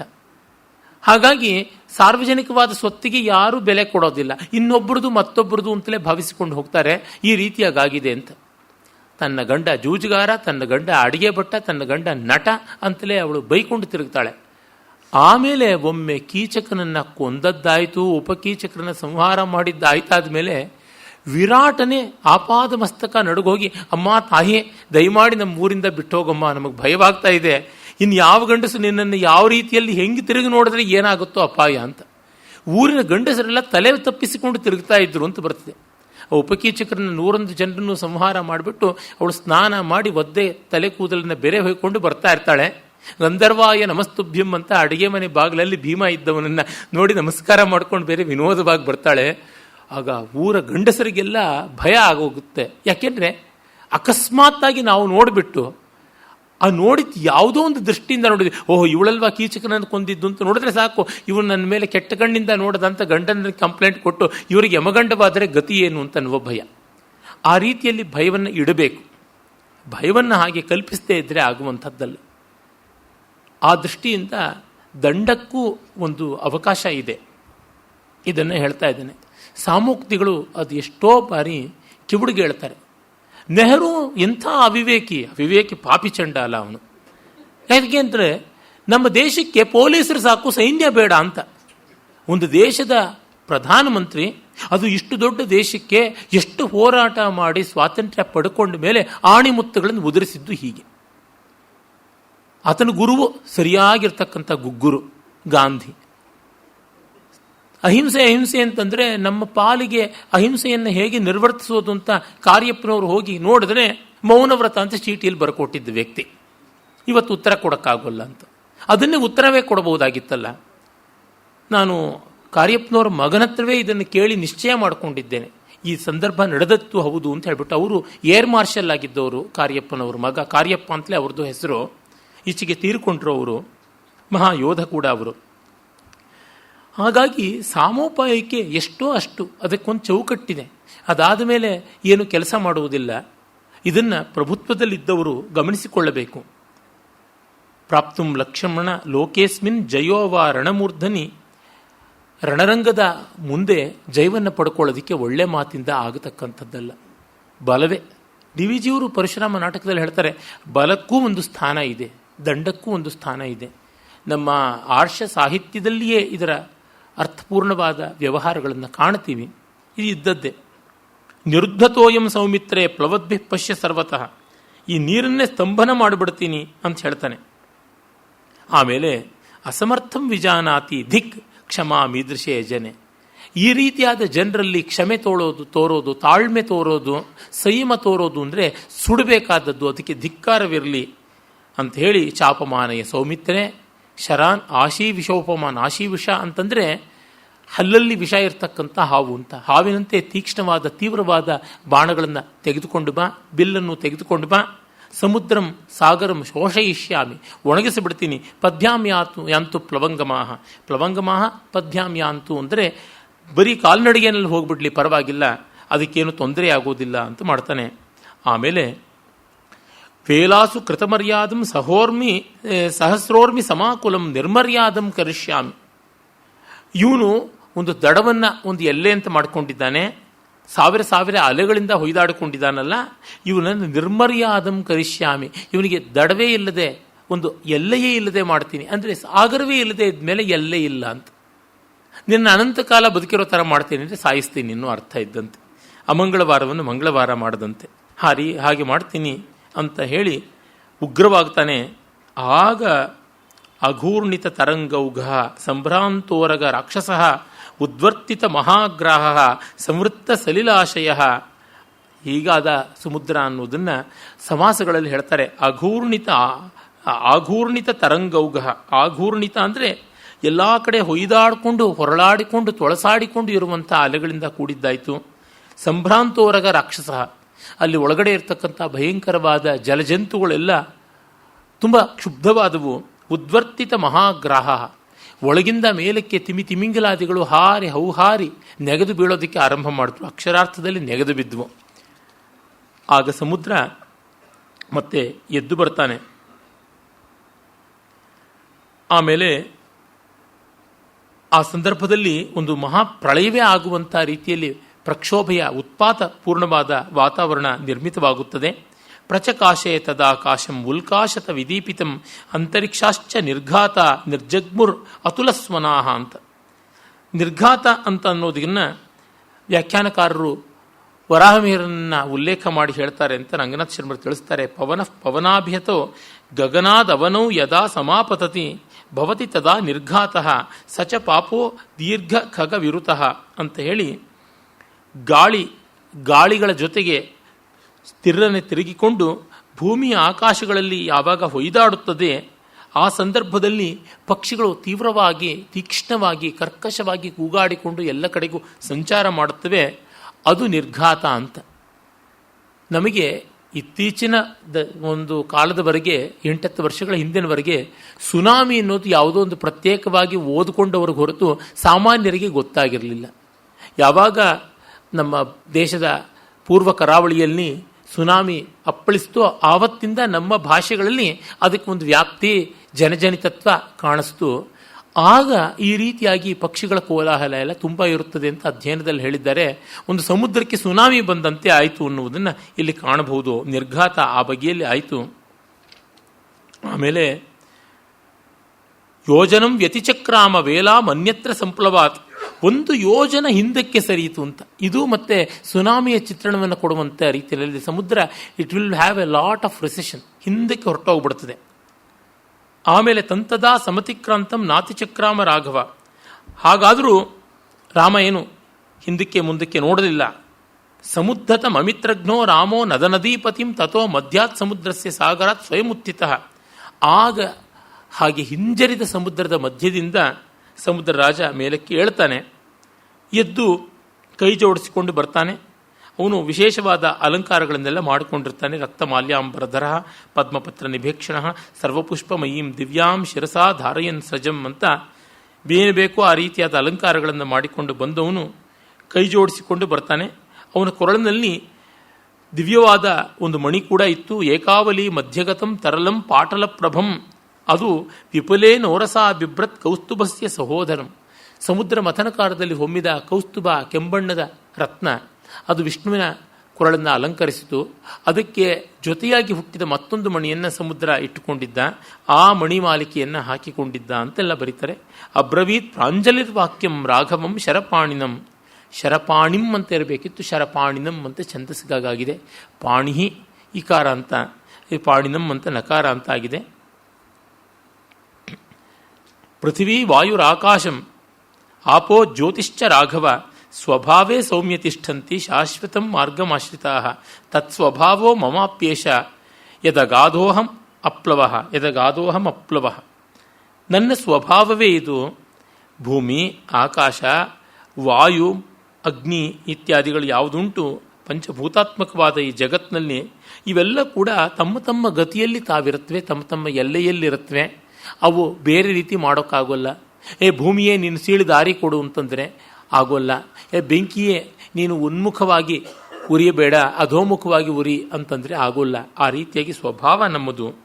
ನಾನು ಬೇರೊಂದು ರೂಪವನ್ನು ತಾಳಿದರೆ ಸೃಷ್ಟಿಗೆ ವ್ಯತಿರಿಕ್ತತೆ ಬಂದಂತೆ ಆಗುತ್ತದೆ. ವಿಕಾರಸ್ತು ಭವೇದ್ ಬಾಧ ಏತತ್ತೇ ವೇದಯಾಮ್ಯಹಂ ನ ಕಾಮಾನ್ ನ ಚ ಲೋಭಾದ್ವಾ ನ ಭಯಾತ್ ಪಾರ್ಥಿವಾತ್ಮಜ. ನಾನು ಮಾಡ್ತಾ ಇರ್ತಕ್ಕಂಥದ್ದು ಅಂದರೆ ನಿನಗೆ ಆ ಒಲಿಯದೇ ಇದ್ದದ್ದಕ್ಕೆ ಕಾರಣ ನನ್ನ ಸ್ವಭಾವಕ್ಕೆ ವಿರುದ್ಧವಾಗುತ್ತದೆ ಅನ್ನೋದ್ರಿಂದನೇ. ಆ ಕಾರಣದಿಂದಲೇ ನಾನು ನನ್ನ ಜಲರಾಶಿಯನ್ನು ಸ್ತಂಭನ ಮಾಡೋಕ್ಕಾಗೋಲ್ಲ. ನಾನು ಮಂಜುಗಡ್ಡೆ ಅಂತ ಮಾಡಿಕೊಂಡು ಘನೀಭವಿಸಿಕೊಂಡು ನೀನು ನಡ್ಕೊಂಡು ಹೋಗು ಇದರ ಮೇಲೆ ಅಂತ ಹೇಳೋಕ್ಕಾಗೋದಿಲ್ಲ. ಅಥವಾ ನಾನೇ ಸೀಳಿಕೊಂಡು ನಿನಗೆ ದಾರಿಯನ್ನು ಕೊಡೋದಕ್ಕೂ ಸಾಧ್ಯವಿಲ್ಲ. ಹೇಗೆ ಮಾಡೋದು ಅಂತ ಗೊತ್ತಿಲ್ಲದೆ ಚಿಂತೆ ಮಾಡ್ತಾ ಇದ್ದೆ. ಆ ಕಾರಣದಿಂದ ಹರಿಣಾಂ ತರಣೇ ರಾಮ ಕರಿಷ್ಯಾಮಿ ಯಥಾಸ್ಥಲಂ. ಹೇಗೋ ಇವರು ದಾಟಿಕೊಳ್ಳೋದಕ್ಕೆ ಒಂದು ವ್ಯವಸ್ಥೆ ಮಾಡಿಕೊಡಬಲ್ಲೆ. ಅದು ಏನಂದರೆ, ಸೇತುವೆಯನ್ನು ನೀವು ಕಟ್ಟಬೇಕು, ನಾನು ಮುಳುಗದಂತೆ ನೋಡಿಕೊಳ್ತೀನಿ ಅಷ್ಟೇನೆ, ತೇಲಿಸ್ತೀನಿ ನಾನು ಅಂತ. ಅಂದರೆ ನೋಡಿ, ಸಮುದ್ರನಿಗೂ ಕೂಡ ತುಂಬ ನಿಯತಿಯನ್ನು ಸ್ವಭಾವವನ್ನು ಮೀರೋಕ್ಕಾಗೋಲ್ಲ. ಅದರಿಂದ ತನ್ನ ಸ್ವರೂಪಕ್ಕೆ ಸ್ವಭಾವಕ್ಕೆ ವ್ಯತಿರಿಕ್ತವಾಗದೇ ಇರುವಂತೆ ಮಾಡ್ತೀನಿ. ಯಾರನ್ನಾರು ನಾವು ನೆರವನ್ನು ಕೇಳೋಕ್ಕೆ ಹೋದರೆ, ಸಹಾಯವನ್ನು ಕೇಳೋಕ್ಕೆ ಹೋದರೆ ಅವರು ಈ ರೀತಿಯಾಗಿ ಮಾಡಬಲ್ಲೆ, ಇಷ್ಟನ್ನು ಮಾಡಬಲ್ಲೆ, ಇದು ಸಾಧ್ಯ, ಇದು ಕಾನೂನಿನ ಪ್ರಕಾರ ಹೀಗಾಗುತ್ತದೆ ಅಂತ ಹೇಳ್ತಾರೆ. ನಮಗೆ ಇವರು ಏನು ಮಾಡೋದಕ್ಕೆ ಕಷ್ಟ, ಇವರು ಈ ಥರ ಎಲ್ಲ ಅಂಜಿಕೊಂಡ್ರೆ ಹೇಗೆ ಅಂದರೆ, ಆ ಥರ ಕೇಳುವವರು 1000 ಜನ ಇರ್ತಾರೆ. ಆಗ ಅವರು ಯಾವುದಾದ್ರೂ ಒಂದು ವ್ಯವಸ್ಥೆ ಅಂತ ಮಾಡಿಕೊಳ್ಳಬೇಕು. ಅದು ಸಾಗರನಿಗೆ ಬಂದ ಚಿಂತೆ. ಉತ್ತರೇಣ ಅವಕಾಶೋಸ್ತಿ ಕಶ್ಚಿತ್ ಪುಣ್ಯತಮೋ ಮಮ ದ್ರುಮಕುಲ್ಯ ಇತಿ ಖ್ಯಾತೋ ಲೋಕೆ ಖ್ಯಾತೋ ಯಥಾ ಭವಾನ್. ನನ್ನ ದಿಕ್ಕಿಗೆ ಉತ್ತರ ಯಾವುದಿದೆ ಅದಕ್ಕೆ ಸಂಬಂಧಪಟ್ಟಂತೆ ದ್ರುಮಕುಲ್ಯ ಅಂತ ಒಂದು ಪ್ರದೇಶ ಉಂಟು. ಆ ಪ್ರದೇಶದಲ್ಲಿ ತುಂಬ ನೀಚರಾದ ಜನಗಳು, ದುಷ್ಟವಾದ ಜೀವಿಗಳು ಸೇರಿಕೊಂಡಿವೆ. ಅವ್ರನ್ನ ನೀನು ಸಂಹಾರ ಮಾಡು. ನನ್ನ ನೀರನ್ನೇ ಕುಡಿದು ನನಗೆ 2 ಬಗೀತಾ ಇದ್ದಾರೆ. ಅದರಿಂದಾಗಿ ನೀನು ಬಾಣ ಹೂಡಿದೆಯಲ್ಲ ಅದು ಅಮೋಘ. ಹಾಗಾಗಿ ಆ ಬಾಣವನ್ನು ಅವ್ರ ಕಡೆಗೆ ಹೂಡು ಅಂತ. ವೀರರುಗಳಿಗೆ ಅದೊಂದು ಪ್ರತಿಜ್ಞೆ ಉಂಟು. ಯಾವಾಗ ಧನುರಾರೋಪಣ ಅಂದರೆ ಹೆದೆ ಏರಿಸಿ ಬಾಣವನ್ನು ಹೂಡ್ತಾರಲ್ಲ, ಆ ಬಾಣ ಹೂಡಿದ ಮೇಲೆ ಅವರು ಅದನ್ನು ಸುಮ್ಮನೆ ಇಳಿಸುವಂತೆ ಇಲ್ಲ. ಅದನ್ನು ಎಲ್ಲಿಯಾದರೂ ಪ್ರಯೋಗಿಸಲೇಬೇಕು. Loaded gun should always be used. It has to be use to shot at something or the other. ಮಾಡಲೇಬೇಕು. ಈ ಕಾರಣದಿಂದ ಅವನು ಹಾಗೆ ಮಾಡಲಿಲ್ಲ ಅಂದರೆ ಆ ಮಟ್ಟಕ್ಕೆ ಅವನ ಬಾಣ ಮೋಘವಾಯಿತು, ಅಮೋಘವಾಗಲಿಲ್ಲ ಅಂತ ಉಂಟಲ್ಲ. ಕ್ರಿಕೆಟರ್ಸಲ್ಲಿ ಎಲ್ಲ ಒಂದು ಬಾಲನ್ನಾದರೂ ಫೇಸ್ ಮಾಡಿ ರನ್ನನ್ನು ಮಾಡಲೇಬೇಕು. ಯಾವ ಓವರಲ್ಲೂ ಒಂದು ಬಾಲ್ಗೆ 1 ರನ್ ಮಾಡಲಿಲ್ಲ ಅಂತಂದರೆ ಅದು ಅವನ ಕೆರಿಯರಲ್ಲೇ ಬ್ಲ್ಯಾಕ್ ಮಾರ್ಕ್ ಆಗಿಬಿಡುತ್ತೆ. ಆ ರೀತಿಯಲ್ಲಿ ಬಾಣ ಬಿಟ್ಟ ಅಂದರೆ, ಬಾಣವನ್ನು ಹೂಡ್ದ ಅಂದರೆ ಯಾವುದೋ ಒಂದು ಗುರಿ ಇರಲೇಬೇಕು ಅಂತ, ಅದನ್ನೊಂದು ಮರ್ಯಾದೆ ಅಂತ ಭಾವಿಸಿಕೊಳ್ತಾರೆ. ಎಲ್ಲಿವರೆಗೆ ಅಂದರೆ ತಾವು ಹಾಗೆ ಬಾಣವನ್ನು ಹೂಡಿದಂತೆ ಗುರಿ ಇಡುವುದು ಒಂದು ಅಭ್ಯಾಸ, ಅದು ಒಂದು ವ್ರತ. ಗುರಿಯನ್ನು ತಪ್ಪಿದ್ರೆ ಆ ಮಟ್ಟಕ್ಕೆ ಲಕ್ಷ್ಯಭಂಗ ದೋಷ ಬರುತ್ತದೆ, ಲಕ್ಷ್ಯಭಂಗದ ಮಾನಹಾನಿ ಉಂಟಾಗುತ್ತದೆ ಅಂತ. ದ್ರೋಣಾಚಾರ್ಯ ಅರ್ಜುನನನ್ನ ಕುರಿತು ವಿಶೇಷವಾದ ಕಾಳಜಿ ತಗೊಂಡಿದ್ದ. ಆಗ ಕತ್ತಲಲ್ಲಿ ಅವನಿಗೆ ಊಟ ಬಡಿಸಬಾರದು ಅಂತ ಪಾಚಕರಿಗೆ ಹೇಳಿದ್ದ, ಪರಿವೇಶಕರಿಗೆ ಹೇಳಿದ್ದ ಅಂತ ಮಹಾಭಾರತದಲ್ಲಿ ಬರ್ತದೆ. ಯಾಕೆ ಅಂದರೆ ಅದಕ್ಕೆ 2 ಕಾರಣ ಊಹಿಸ್ತಾರೆ. ಒಂದು, ವೀರನಿಗೆ ಲಕ್ಷ್ಯಭಂಗ ಊಟದಲ್ಲಿಯೂ ಆಗಬಾರ್ದು. ಕತ್ತಲಲ್ಲಿ ಗೊತ್ತಿಲ್ಲದೆ ತುತ್ತನ್ನು ಬಾಯೊಳಗೆ ಕೈ ಇಟ್ಕೊಂಡು ತಿನ್ನಬಾರದು ಅಂತ ಶಾಸ್ತ್ರ. ಎಂಜಲು ಮಾಡಬಾರ್ದು ಕೈಯನ್ನು ಅಂತ. ಒಮ್ಮೆ ಬಾಯಿಗೆ ಕೈ ಹಾಕಿ ಎಂಜಲು ಮಾಡಿದ್ರೆ ಮತ್ತೆ ಕೈ ತೊಳ್ಕೊಂಡು ಊಟ ಮಾಡಬೇಕು, ಎದ್ದರೆ ಮತ್ತೆ ಊಟ ಮಾಡುವಂತೆ ಇಲ್ಲ. ಹಾಗಾಗಿ ತುತ್ತನ್ನು ಒಂದು ಸ್ವಲ್ಪ ಎಸಕೋಬೇಕು ಅಂತ ಉಂಟು. ಆ ರೀತಿಯಾಗಿ ಎಂಜಲು ಮಾಡಿಕೊಳ್ಳದೆ ಊಟ ಮಾಡುವಾಗ, ತುತ್ತನ್ನು ಎಸಕೊಳ್ಳುವಾಗ ಸ್ವಲ್ಪ ಔಟ್ ಆಫ್ ಫೋಕಸ್ ಆಗಿಬಿಟ್ರೆ ತುತ್ತು ಗುರಿ ತಪ್ಪಿ ಹೋಗಿಬಿಡುತ್ತದೆ. ಹಾಗೆ ತಪ್ಪಿದರೆ ಆ ಮಟ್ಟಕ್ಕೆ ಲಕ್ಷ್ಯಭಂಗ. ಎಚ್ಚರದಲ್ಲಿದ್ದು ಹಗಲಲ್ಲಿ ಬೆಳಕಲ್ಲಿ ಊಟ ಮಾಡುವಾಗ ಗೊತ್ತಾಗುತ್ತದೆ, ತುತ್ತಿರುವ ಕೈ ಎಲ್ಲಿದೆ ಅಂತೆಲ್ಲ ಗೊತ್ತಾಗುತ್ತದೆ. ಹಾಗಲ್ಲವಾದರೆ ಕತ್ತಲಲ್ಲಿ ಗೊತ್ತಾಗೋಲ್ಲ. ಅದಕ್ಕಾಗಿ ಹಾಗೆ ಹೇಳಿದ್ದ ಅಂತ ಒಂದು. ಇನ್ನೊಂದು, ಇವನು ಕತ್ತಲಲ್ಲಿಯೂ ಚೆನ್ನಾಗಿ ತುತ್ತುಗಳನ್ನು ಗುರಿಯಿಟ್ಟು ತಿನ್ನುವುದನ್ನು ಆರಂಭ ಮಾಡ್ಕೊಂಡು ಬಿಟ್ರೆ ನಿಶಾ ಯುದ್ಧ ಮಾಡೋದಕ್ಕೆ ಅಸಾಧ್ಯ ಲಕ್ಷ್ಯ ದುರ್ಲಕ್ಷ್ಯ ಲಕ್ಷ್ಯ ಭೇದನ ಮಾಡೋದು ಇಂಥದ್ದೆಲ್ಲ ಮಾಡಬಲ್ಲ, ಆ ಕಡೆ ಗಮನ ಬರದೇ ಇರಲಿ ಅಂತ ಹಾಗೂ ಅಂತ. ಅಂದರೆ ಒಂದು ಪಾಸಿಟಿವ್, ಇನ್ನೊಂದು ನೆಗೆಟಿವ್ ಅಪ್ರೋಚ್ ಆಫ್ ದ್ರೋಣ ಅಂತ. ಎರಡೂ ಇರ್ಬೋದು ಅಥವಾ ಮೊದಲನೇದೇ ಇರಬಹುದು, ಗೊತ್ತಿಲ್ಲ. ಒಮ್ಮೆ ಊಟ ಮಾಡ್ತಾ ಇದ್ದಾಗ ದೀಪಗಳು ಆರು ಹೋಗ್ಬಿಡುತ್ತೆ ಜೋರಾಗಿ ಗಾಳಿ ಬೀಸಿ. ಆಗ ಎಲ್ಲರೂ ಸ್ವಲ್ಪ ಕಸಿವಿಸಿ ಆಗ್ತಾರೆ. ಅರ್ಜುನ ಮಾತ್ರ ಸರಿಯಾಗಿ ಊಟ ಮಾಡಿ ಮುಗಿಸಿರ್ತಾನೆ. ಆ ರಾತ್ರಿಯೇ ತುತ್ತುಗಳು ಹೇಗೆ ಕೈಯಿಂದ ಬಾಯಿಗೆ ಗುಳುಮ್ಮನೆ ಹೋಗಿ ಸೇರ್ತವೋ ಅದೇ ರೀತಿ ಲಕ್ಷ್ಯವೂ ಕೂಡ ಬಾಣಕ್ಕೆ ದೂರ ಆಗಬಾರ್ದು, ಬಾಣ ಲಕ್ಷ್ಯವನ್ನು ಕತ್ತಲಲ್ಲಿ ಕೂಡ ಕಾಣಬೇಕು ಅಂತ ಅಂದುಕೊಂಡು ಅಂದಿನಿಂದಲೇ ಅಭ್ಯಾಸ ಆರಂಭ ಮಾಡಿಕೊಂಡ. ಆ ಒಂದು ಅಭ್ಯಾಸ ಕಾಲದ ಧನುಷ್ಟಂಕಾರವನ್ನು ಕೇಳಿ ನಿದ್ರೆ ಕೆಟ್ಟು ದ್ರೋಣ ಎದ್ದು ಬಹಳ ಸಂತೋಷಪಟ್ಟು ಇಷ್ಟು ಸಾಧನೆ ಮಾಡಿದ್ದೀಯಲ್ಲ ಅಂತ ವ್ಯೂಹಗಳನ್ನು ಕುರಿತು ಆಗಲೇ ಹೇಳ್ದ. ಆಗಲೇ ಅವನು ಈ ಪ್ರಸಿದ್ಧವಾದ ಪದ್ಮಾದಿ ವ್ಯೂಹಗಳನ್ನು ಭೇದಿಸೋದು ಹೇಗೆ ಅಂತ ಹೇಳಿದ್ದು ಅಂತ ಉಂಟು. ಆಗ ಅವನು ಕೊಟ್ಟಂಥ ಆ ಟ್ರೈನಿಂಗು ಮುಂದಿನ ಯಾರಿಗೂ ಕೊಡಲಿಲ್ಲ, ಅದು ನಮಗೆ ಗೊತ್ತಾಗುತ್ತದೆ. ಇವೆಲ್ಲ ವೀರ ಸಮಯಗಳು, ವೀರ ಯೋಧರ ಸಮಯ ಅಂದರೆ ಅಗ್ರಿಮೆಂಟ್, ಕನ್ವೆನ್ಷನ್, ಆ ಬಗೆಯಾದದ್ದು ತಪ್ಪಬಾರದು ಅಂತ. ಹಾಗೇನೆ ಪದ್ಯ ರಚನೆ ಮಾಡುವಾಗಲೂ ಅಷ್ಟೇ, ಮುಂದೆ ಹೋದ ಮೇಲೆ ಮತ್ತೆ ಹಿಂದೆ ಬರಬಾರದು ಅಂತಲೂ. ಕುಮಾರವ್ಯಾಸ ಎಲ್ಲ ಹಲಗೆ ಬಳಪವ ಪಿಡಿಯದೊಂದು ದಗ್ಗಳಿಕೆ, ಪದವಿಟ್ಟು ಅಳುಪದೊಂದು ದಗ್ಗಳಿಕೆ, ಬಳಸಿ ಬರೆಯಲು ಕಂಠಪತ್ರದ ಉಲುಹುಗೆಡದಗ್ಗಳಿಕೆ. ಅಂದರೆ ತಾಳೆಗರಿಯ ಮೇಲೆ ಕಂಠದಲ್ಲಿ ಕರಕರನೆ ಬರ್ಕೊಂಡು ಹೋಗ್ತಾ ಇದ್ರೆ ಅದರ ಸದ್ದೂ ಕೂಡ ಹೆಚ್ಚು ಕಡಿಮೆ ಆಗಬಾರ್ದು, ಹಾಗೆ ಬರ್ಕೊಂಡು ಹೋಗಬೇಕು, ಆ ರೀತಿಯಾದ ಶಪಥ ಅಂತೆಲ್ಲ. ಎತ್ತುಕೊಂಡ ಮೇಲಿಂದ ಮುಗೀತು, ಉಪಸಂಹಾರ ಮಾಡುವಂತೆ ಇಲ್ಲ. ಅವಧಾನದಲ್ಲಿ ನಿಷೇಧಾಕ್ಷರವನ್ನು ಕೂಡ ಅಷ್ಟೇ, ಮುಂದಿನ ಅಕ್ಷರ ಕಷ್ಟವಾಗ್ಬಿಡ್ತು, ವಾಪಸ್ ಬರ್ತೀನಿ, ವಿಡ್ರಾ ಮಾಡ್ಕೋತೀನಿ, ಇನ್ನೊಂದು ಅಟೆಂಪ್ಟ್ ಮಾಡ್ತೀನಿ, ಇಲ್ಲ, ಹೆಂಗಾದರೂ ಮಾಡಿ ಅದನ್ನು ದಾಟಿಸಲೇಬೇಕು ಈ ಥರ ಅಂತ. ಇವೆಲ್ಲ ಆ ಮಟ್ಟಕ್ಕೆ ಅಭ್ಯಾಸ ಇರಬೇಕು ಅಂತ ಮಾಡಿರುವಂಥದ್ದು. ಆ ಮಟ್ಟದ ಎಚ್ಚರ ಇರಬೇಕು. ಒಂದು ಕೆಲಸ ಕೈಗೊಳ್ಳುವಾಗ, ಒಂದು ಗುರಿ ಹೂಡುವಾಗ ಇಷ್ಟೆಲ್ಲ ಯೋಚನೆ ಮಾಡಬೇಕು ಅಂತ. ಚೆನ್ನಾಗಿರ್ತಕ್ಕಂಥ ಕಲ್ಪನೆ. ಆಮೇಲೆ ರಾಮ ಅಲ್ಲಿಗೆ ಬಾಣವನ್ನು ಬಿಡ್ತಾನೆ. ಸಬಭೂವ ತದಾ ಕೂಪೋ ವ್ರಣಯಿತ್ಯಭಿವಿಶ್ರುತ. ಆ ರೀತಿಯಲ್ಲಿ ದ್ರುಮಕುಲ್ಯದಲ್ಲಿ ಬಿಟ್ಟ ಬಾಣ ಆ ದುಷ್ಟರನ್ನೆಲ್ಲ ಸಂಹಾರ ಮಾಡಿ ವ್ರಣ ಅನ್ನುವ ಹೆಸರನ್ನು ಪಡೆಯಿತು, ಅದು ಮರುಭೂಮಿಯೇ ಆಯಿತು ಅಂತೆಲ್ಲ ಇಲ್ಲಿ ಕಥೆ ಬರುತ್ತದೆ. ಆಮೇಲೆ ರಾಮಸ್ಯ ವರದಾನಾಚ್ಚ ಶಿವಪಂಥ ಬಭೂವ. ರಾಮನಿಗೆ ಹೀಗೆ ಸಮುದ್ರ ಸಹಕಾರ ಕೊಟ್ಟ, ಆಗ ಮಾರ್ಗ ಮಂಗಳಮಯವಾಯಿತು. ಶಿವಾಷ್ಟೇ ಸಂತು ಪಂಥಾನಹ ಅಂತ ಹೇಳ್ತಾರಲ್ಲ, ಹಾಗಾಯಿತು. ಆಗ ಇದಕ್ಕೆ ಸೇತುವೆ ಯಾರು ಕಟ್ಟುವುದು ಅಂತ ಯೋಚನೆ ಮಾಡಿದಾಗ ದೇವತೆಗಳ ಅಂಶದಿಂದ ಬೇರೆ ಬೇರೆ ವಾನರರು ಹುಟ್ಟಿದ್ರು ಅಂತ ಮೊದಲೇ ವೃಕ್ಷ ವಾನರೋತ್ಪತ್ತಿ ಅಂತ ಒಂದು ಸರ್ಗ ಬರುತ್ತದೆ ಬಾಲಕಾಂಡದಲ್ಲಿ. ಆ ಪ್ರಕಾರ ದೇವಶಿಲ್ಪಿಯಾದ ವಿಶ್ವಕರ್ಮಾಂಶದಿಂದ ಹುಟ್ಟಿದವನು ನಳ. ಅವನು ಸುಗ್ರೀವನ ಪ್ರಮುಖ ಸೈನಿಕರು, ಸೇನಾಪತಿಗಳಲ್ಲಿ ಒಬ್ಬ. ಅವನು ಪಿತ್ರಾ ದತ್ತವರ ಶ್ರೀಮಾನ್ ಪ್ರತಿಮೋ ವಿಶ್ವಕರ್ಮಣ ಪ್ರತಿಮಃ. ವಿಶ್ವಕರ್ಮನಿಗೆ ಸಮಾನನಾಗಿರ್ತಕ್ಕಂಥವನು. ಯೇಷ ಸೇತು ಮಹೋತ್ಸಾಹ ಕರೋತು ಮೈವಾನರಹ ಅಂತ ಹೇಳಿ ಅವನನ್ನು ಗುರುತು ಮಾಡ್ತಾರೆ. ತಮಹಂ ಧಾರಯಿಷ್ಯಾಮಿ ತಥಾಹ್ಯೇಷ ಯಥಾಪಿತ ಅಂತ. ಮತ್ತೆ ಸಮುದ್ರನೇ ಹೇಳ್ತಾನೆ, ಇವನು ನಿಮ್ಮಲ್ಲಿದ್ದಾನೆ ಅಂತ. ಆ ಶಿಲ್ಪಿಯನ್ನು ಇವನೇ ಗುರುತಿಸಿ ಹೇಳ್ತಾನೆ. ಅವನು ಸೇತುವೆ ಕಟ್ಟಿ ತಮಹಂ ಧಾರಯಿಷ್ಯಾಮಿ, ಆ ಸೇತುವೆ ಮುಳುಗದಂತೆ ನಾನು ನೋಡ್ಕೊಳ್ತೀನಿ ಅಂತ. ಏವಮುಕ್ತೋ ಮುಕ್ತ ಉದದಿರ್ ನಷ್ಟ. ನಷ್ಟ ಅಂದರೆ ಅಂತರ್ಧಾನನಾದ ಅಂತ. ಸಮುತ್ಥಾಯ ನಲಸ್ತದ. ಆಗ ನಲ ಹೇಳ್ತಾನೆ, ಅಹಂ ಸೇತುಂ ಕರಿಷ್ಯಾಮಿ ವಿಸ್ತೀರ್ಣೆ ವರುಣಾಲಯೇ. ಮಹಾಸಮುದ್ರದಲ್ಲಿ ನಾನು ಸೇತುವೆ ಕಟ್ತೀನಿ ಅಂತ ಮುಂದೆ ಬರ್ತಾನೆ. ರಾಮಸೇತುವೆಯ ಬಗೆಗೆ ಈಚೆಗೆ ಹೆಚ್ಚಿನ ಅಧ್ಯಯನ ಎಲ್ಲ ಸಾಗಿದೆ. ಅದರ ಸತ್ಯಾಸತ್ಯತೆಗಳು, ಸ್ವೀಕಾರ ಅಸ್ವೀಕಾರ್ಯಗಳು ಏನೇ ಇದ್ದರೂ ತಮಿಳಿನಲ್ಲೇ ಇರತಕ್ಕಂಥ ದಾಖಲೆಗಳಲ್ಲಿಯೂ ಗೊತ್ತಾಗುತ್ತದೆ. 14-15ನೇ ಶತಾಬ್ದದವರೆಗೂ ಅಲ್ಲಿ ಕಾಲ್ನಡಿಗೆಯಲ್ಲಿ ಆ ಕಡೆಗೆ ಈ ಕಡೆಗೆ ಹೋಗಿ ಬರುವಂಥ ಒಂದು ಆಸ್ಪದ ಇತ್ತು. ಅದು ನೈಜವಾಗಿ ಆದದ್ದು ಅನ್ನೋದಕ್ಕಿಂತ ಒಂದು ಮಟ್ಟಿಗೆ ಮನುಷ್ಯ ಪ್ರಯತ್ನದಿಂದಲೂ ಆದದ್ದು ಉಂಟು ಅಂತ. ಅವೆಲ್ಲ ಈ ಹವಳದ ದಿಬ್ಬಗಳು. ಅದರ ಮಧ್ಯದಲ್ಲಿ ಒಂದಿಷ್ಟು ಮಾನವ ಪ್ರಯತ್ನದಿಂದ ಶಿಲೆಗಳೆಲ್ಲ ವಿನ್ಯಾಸವಾಗಿದೆ ಅಂತ. ರಾಮಾಯಣದ ಸೇತುವೆ ಅಂತ ಹೇಳೋದಕ್ಕೆ ನಾವೇನು ಸಂಕೋಚ ಪಡಬೇಕಾಗಿಲ್ಲ. ಆದರೆ ಇನ್ಯಾರಾದರೂ ಅದಲ್ಲ ಅಂತಂದರೆ ನಾವೇನು ಸಂತಾಪವೂ ಪಡಬೇಕಾಗಿಲ್ಲ.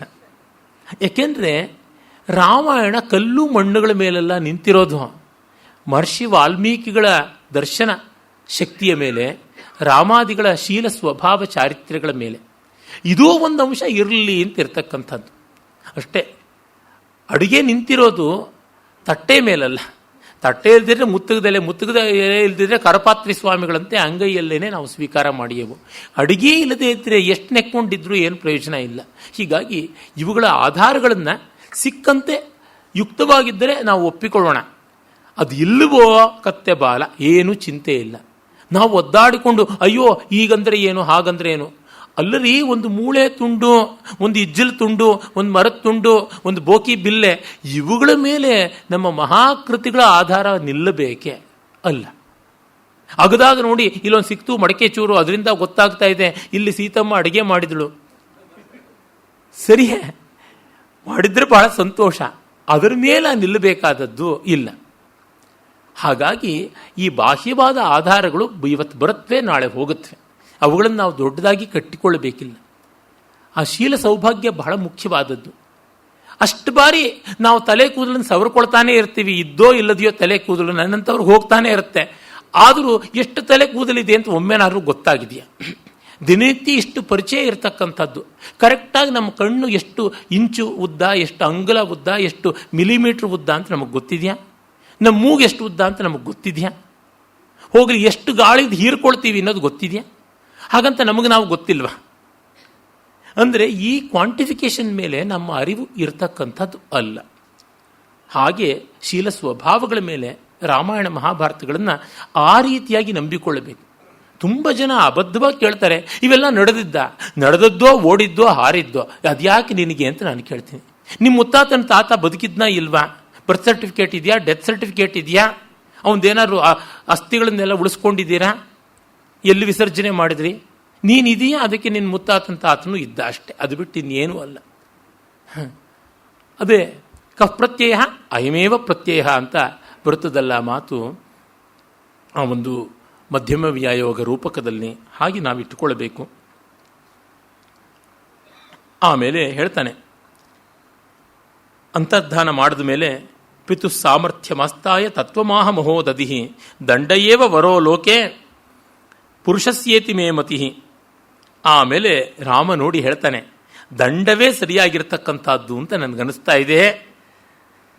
ದಿಕ್ ಕ್ಷಮಾಂ ಅಕೃತಜ್ಞೇಶು ಸಾಂತ್ವಂ ದಾನಮಥಾಪಿವ. ಅಯ್ಯೋ ಅಯೋಗ್ಯರಲ್ಲಿ ಏನು ಪ್ರಯೋಜನ ಇಲ್ಲ, ಎಂಥದ್ದಿದು. ದದೋ ದಂಡ ಭಯಾತ್ ಗಾಧಂ ರಾಘವಾಯ ಮಹೋದಧಿ ಮಮ ಮಾತುರ್ವರೋ ದತ್ತೋ ಮಂದರೇ ವಿಶ್ವಕರ್ಮಣ. ಶಿಲ್ಪಿ ಕೂಡ ಅವನು ಹೇಳ್ತಾನೆ, ಏನಿದು ಅನ್ಯಾಯ, ಈ ಥರ ಆಯ್ತಲ್ಲ, ತುಂಬ ತಪ್ಪಾಯಿತು. ಸಗರನ ಕೃಪೆಯಿಂದ ಸಾಗರನಾಗಿದ್ದು ಹೀಗೆ ಮಾಡಿಕೊಂಡಲ್ಲ ಅಂತ. ಅರಮಿತ್ರ ಅವರು ಒಂದು ಬಹಳ ಹಿಂದೆ ಬರೆದ ಲಲಿತ ಪ್ರಬಂಧ ದಂಡಂ ದಶಗುಣಂ ಭವೇತ್ ಅನ್ನುವುದು ನೆನಪಾಗುತ್ತದೆ. ಅಲ್ಲಿ ಶಾಲೆಯಲ್ಲಿ ಹೊಸದಾಗಿ ಅಧ್ಯಾಪಕರು ಬರ್ತಾರೆ. ಅವರಿಗೆ ಗಾಂಧಿ, ಬುದ್ಧ, ಕ್ರಿಸ್ತ, ಬಸವ, ಈ ನಮ್ಮ ಸಿದ್ದರಾಮಯ್ಯ ಸಮೀಕರಣ ಇದೆಯಲ್ಲ, ಈಗ ಅದರೊಳಗೆ ಟಿಪ್ಪು ಸುಲ್ತಾನು ಸೇರ್ಕೊಂಡು ಬಿಟ್ಟಿದ್ದಾನೆ, ಪಂಕ್ತಿ ಪಾವನರು. ಅಲ್ಲಿ ಇವರೆಲ್ಲ ಶಾಂತಿಯ ಹರಿಕಾರರು ಅಂತ. ಮಕ್ಕಳನ್ನು ಹೊಡಿಬಾರ್ದು, ಬಡಿಬಾರ್ದು, ಅವ್ರನ್ನ ಪ್ರೀತಿ ವಿಶ್ವಾಸಗಳಿಂದಲೇ ಲಲ್ಲೆಗೆರೆಯಬೇಕು ಅಂತೆಲ್ಲ ಹೇಳಿ, ಆ ಹೊಸ ಮೇಷ್ಟ್ರನ್ನ ನೋಡಿ ಮಿಕ್ಕವರೆಲ್ಲ ಅಯ್ಯೋ ಇದೇನು ಪಾಪ ಎಳೆ ನಿಂಬೆ, ಒಂದು 4 ದಿವಸ ಆದಮೇಲೆ ಇದಕ್ಕೂ ಕೂಡ ಏನಾದ್ರು ಬೇಕು ದೊಣ್ಣೆ ಅಂತ ಅನಿಸುತ್ತದೆ ಅಂತೆಲ್ಲ ಅಂತ ಇರ್ತಾರೆ. ಅವ್ರು ಮಾತ್ರ ನಾವು ನಯದಿಂದ, ನಾವು ಪ್ರೀತಿಯಿಂದ, ವಿಶ್ವಾಸದಿಂದ, ವಾತ್ಸಲ್ಯದಿಂದಲೇ ನೋಡಬೇಕು, ಅದೊಂದೇ ಗೆಲ್ಲತಕ್ಕಂಥದ್ದು ಅಂತ. ಆಮೇಲೆ ಒಬ್ಬ ಪುಂಡು ಹುಡುಗ ತುಂಬ ತೊಂದರೆ ಕೊಟ್ಬಿಡ್ತಾನೆ. ಒಂದು ದಿವಸ ಹಿಂದು ಮುಂದೆ ನೋಡಿದ್ರೆ ರಪರಪ ಅಂತ ಬಡಿದು ಬಿಡ್ತಾರೆ. ಆಮೇಲೆ ಗೊತ್ತಾಗುತ್ತದೆ ಆ ಊರಿನ ತುಂಬ ದೊಡ್ಡ ಪೈಲ್ವಾನ, ಪುಂಡ, ರೌಡಿ ಆದವನು, ಆತನ ಮಗ ಈ ಹುಡುಗ ಅಂತ. ಇನ್ನು ಅವನು ಬಂದು ಇವ್ರು ಪ್ರಾಣವೇ ತೆಗೆದು ಬಿಡ್ತಾನೆ ಅಂತ ಮಿಕ್ಕ ಮೇಷ್ಟ್ರುಗಳೆಲ್ಲ ಹೆದರಿಸಿದ ತಕ್ಷಣ ಇವ್ರು ರಾಜೀನಾಮೆ ಬರೆಯೋದಕ್ಕೆ ಶುರು ಮಾಡ್ತಾರೆ. ಹಾಗೆ ರಾಜೀನಾಮೆ ಬರಿತಾ ಇದ್ದಂತೆ ಆ ಪೈಲ್ವಾನ್ ತಂದೆ ಬಂದೇ ಬಿಡ್ತಾನೆ. ಎಲ್ಲಿ ಎಲ್ಲಿ ಎಲ್ಲಿ ಆ ಮೇಷ್ಟ್ರು ಅಂತ. ಅವನ ಗಾತ್ರ, ಅವನ ಧ್ವನಿ, ಅವನ ಅಬ್ಬರ, ಅವನ ಕಣ್ಗೆಂಪು ಅದೆಲ್ಲ ನೋಡಿ ಮುಗದೇ ಹೋಯ್ತು ಕತೆ ಅಂತ ಅಂದ್ಕೊಳ್ತಾ ಇದ್ದಂಗೆ ಬಂದು ತಕ್ಷಣವೇ ಕಾಲಿಗೆ ಬಿದ್ದು, ಸೌಮ್ಯವರೇ, ಬುದ್ಧಿಯವರೇ, ಇವನು ಎಂಥ ಪುಂಡು ಪೋಖ್ರಿ, ನನಗೆ ಬೈತಾ ಇದ್ದ ಅಪ್ಪ ಅನ್ನೋ ಗೌರವ ಇಲ್ಲದೆ, ಈಗ ನಿಮ್ಮ ಹೆಸರು ಹೇಳಿದ್ರೆ ಅವನು ಉಚ್ಚವಿಕೋತಾನೆ, ಹಾಗೆ ಮಾಡಿದ್ದೀರಾ ನೀವು, ನಿಮಗೆ ನಾನು ತುಂಬ ಕೃತಜ್ಞನಾಗಿದ್ದೀನಿ ಅಂತ ಕೈ ಕುಲುಕಿ ನಮಸ್ಕಾರ ಮಾಡಿ 2 ನಿಂಬೆಹಣ್ಣು ಇಟ್ಟು ಹೋಗ್ತಾನೆ. ಆಗ ಮೇಷ್ಟ್ರು ಬದುಕಿದೆಯಾ ಬಡಜೀವಿ ಅಂತ ಬೆವರು ಒರೆಸ್ಕೋತಾರೆ. ಬೆವರಿನ ಹನಿಗಳ ಜೊತೆಗೆ ಬುದ್ಧ, ಕ್ರಿಸ್ತ, ಗಾಂಧಿಗಳು ಬಿದ್ದೋದ್ರು ಅಂತ ಅರಮಿತ್ರ ಅವ್ರು ಬರೀತಾರೆ. ಆಮೇಲೆ ಅವರು ರಾಜೀನಾಮೆ ಪತ್ರಕ್ಕೆ ಬದಲಾಗಿ ರಜಾಪತ್ರ ಬರೀತಾರೆ. 1 ವಾರ ರಜೆ ಹಾಕಿ ದಂಡಕಾರಣ್ಯಕ್ಕೆ ಹೋಗಿ ಗಂಟುಗಳಿರ್ತಕ್ಕಂಥ ದಪ್ಪ ದಪ್ಪ ದೊಣ್ಣೆಗಳ ಒಂದು ಕಂತೆನೇ ತೆಗೆದುಕೊಂಡು ಬಂದರು ಅಂತ ಮುಗಿಸ್ತಾರೆ. ಸೊಗಸಾಗಿದೆ ಆ ಪ್ರಬಂಧ. ದಂಡ ಬೇಕು, ದಂಡವಿಲ್ಲದೆ ಇದ್ರೆ ನಡೀತಕ್ಕಂಥದ್ದಲ್ಲ. ಭೀಷೋಸ್ಮಾದ್ವಾ ತಪ್ಪವತೆ ಭೀಷೋದೇತಿ ಸೂರ್ಯ ಇದ್ದೇ ಇದೆಯಲ್ಲ, ವೇದವೇ ಒಪ್ಪಿಕೊಂಡು ಹೇಳ್ತು. ಇನ್ನೇ ಬೇರೆ ಏನನ್ನೋಣ. ಹಾಗಿಲ್ಲದೆ ಇದ್ರೆ ಜಗತ್ತು ನಡೆಯೋದಿಲ್ಲ. ಅದು ದದೌ ದಂಡ ಭಯಾತ್ ಗಾಧಂ ರಾಘವಾಯ ಮಹೋದಯ. ಗಾಧ ಅಂದರೆ ತುಂಬ ಆಳವಲ್ಲದ ಎಡೆಯನ್ನು ಮಾಡಿಕೊಡ್ತಕ್ಕಂಥದ್ದು, ಅಂದರೆ ನಡೆದು ಹೋಗೋದಕ್ಕೆ ಅನುಕೂಲವಾಗುವ ಸೇತುವೆಯನ್ನು ವ್ಯವಸ್ಥೆ ಮಾಡಿಕೊಡ್ತಕ್ಕಂಥದ್ದು. ಗಾಧಂ ದದೌ ತಂದುಕೊಟ್ಟ ಸಮುದ್ರ. ಈ ಕಾರಣದಿಂದ ದಂಡಕ್ಕೆ ತುಂಬ ದೊಡ್ಡ ಬೆಲೆ ಇದೆ. ಸ್ಮಾರಿತೋಸ್ಮ್ಯಹಮೇತೇನ ತತ್ವಮಾಹ ಮಹೋದಧಿ ನ ಚಾಪ್ಯಹಂ ಅನುಕ್ತೋ ವೈ ಪ್ರಬ್ರೂಯಾಂ ಆತ್ಮನೋ ಗುಣಂ. ತಾನು ವಿಶ್ವಕರ್ಮನ ಔರಸ ಪುತ್ರ, ತನ್ನ ಸಾಮರ್ಥ್ಯವನ್ನು ತಾಯಿಯೇ ಕೂಡ ಹೇಳಿದ್ರು ಅಂತನ್ನೋದನ್ನೆಲ್ಲ ಅವನು ಹೇಳಿಕೊಂಡು ತನ್ನ ಸಾಮರ್ಥ್ಯವನ್ನು, ಕೌಶಲವನ್ನು ರಾಮನಿಗೆ ನಿವೇದನೆ ಮಾಡ್ತಾನೆ.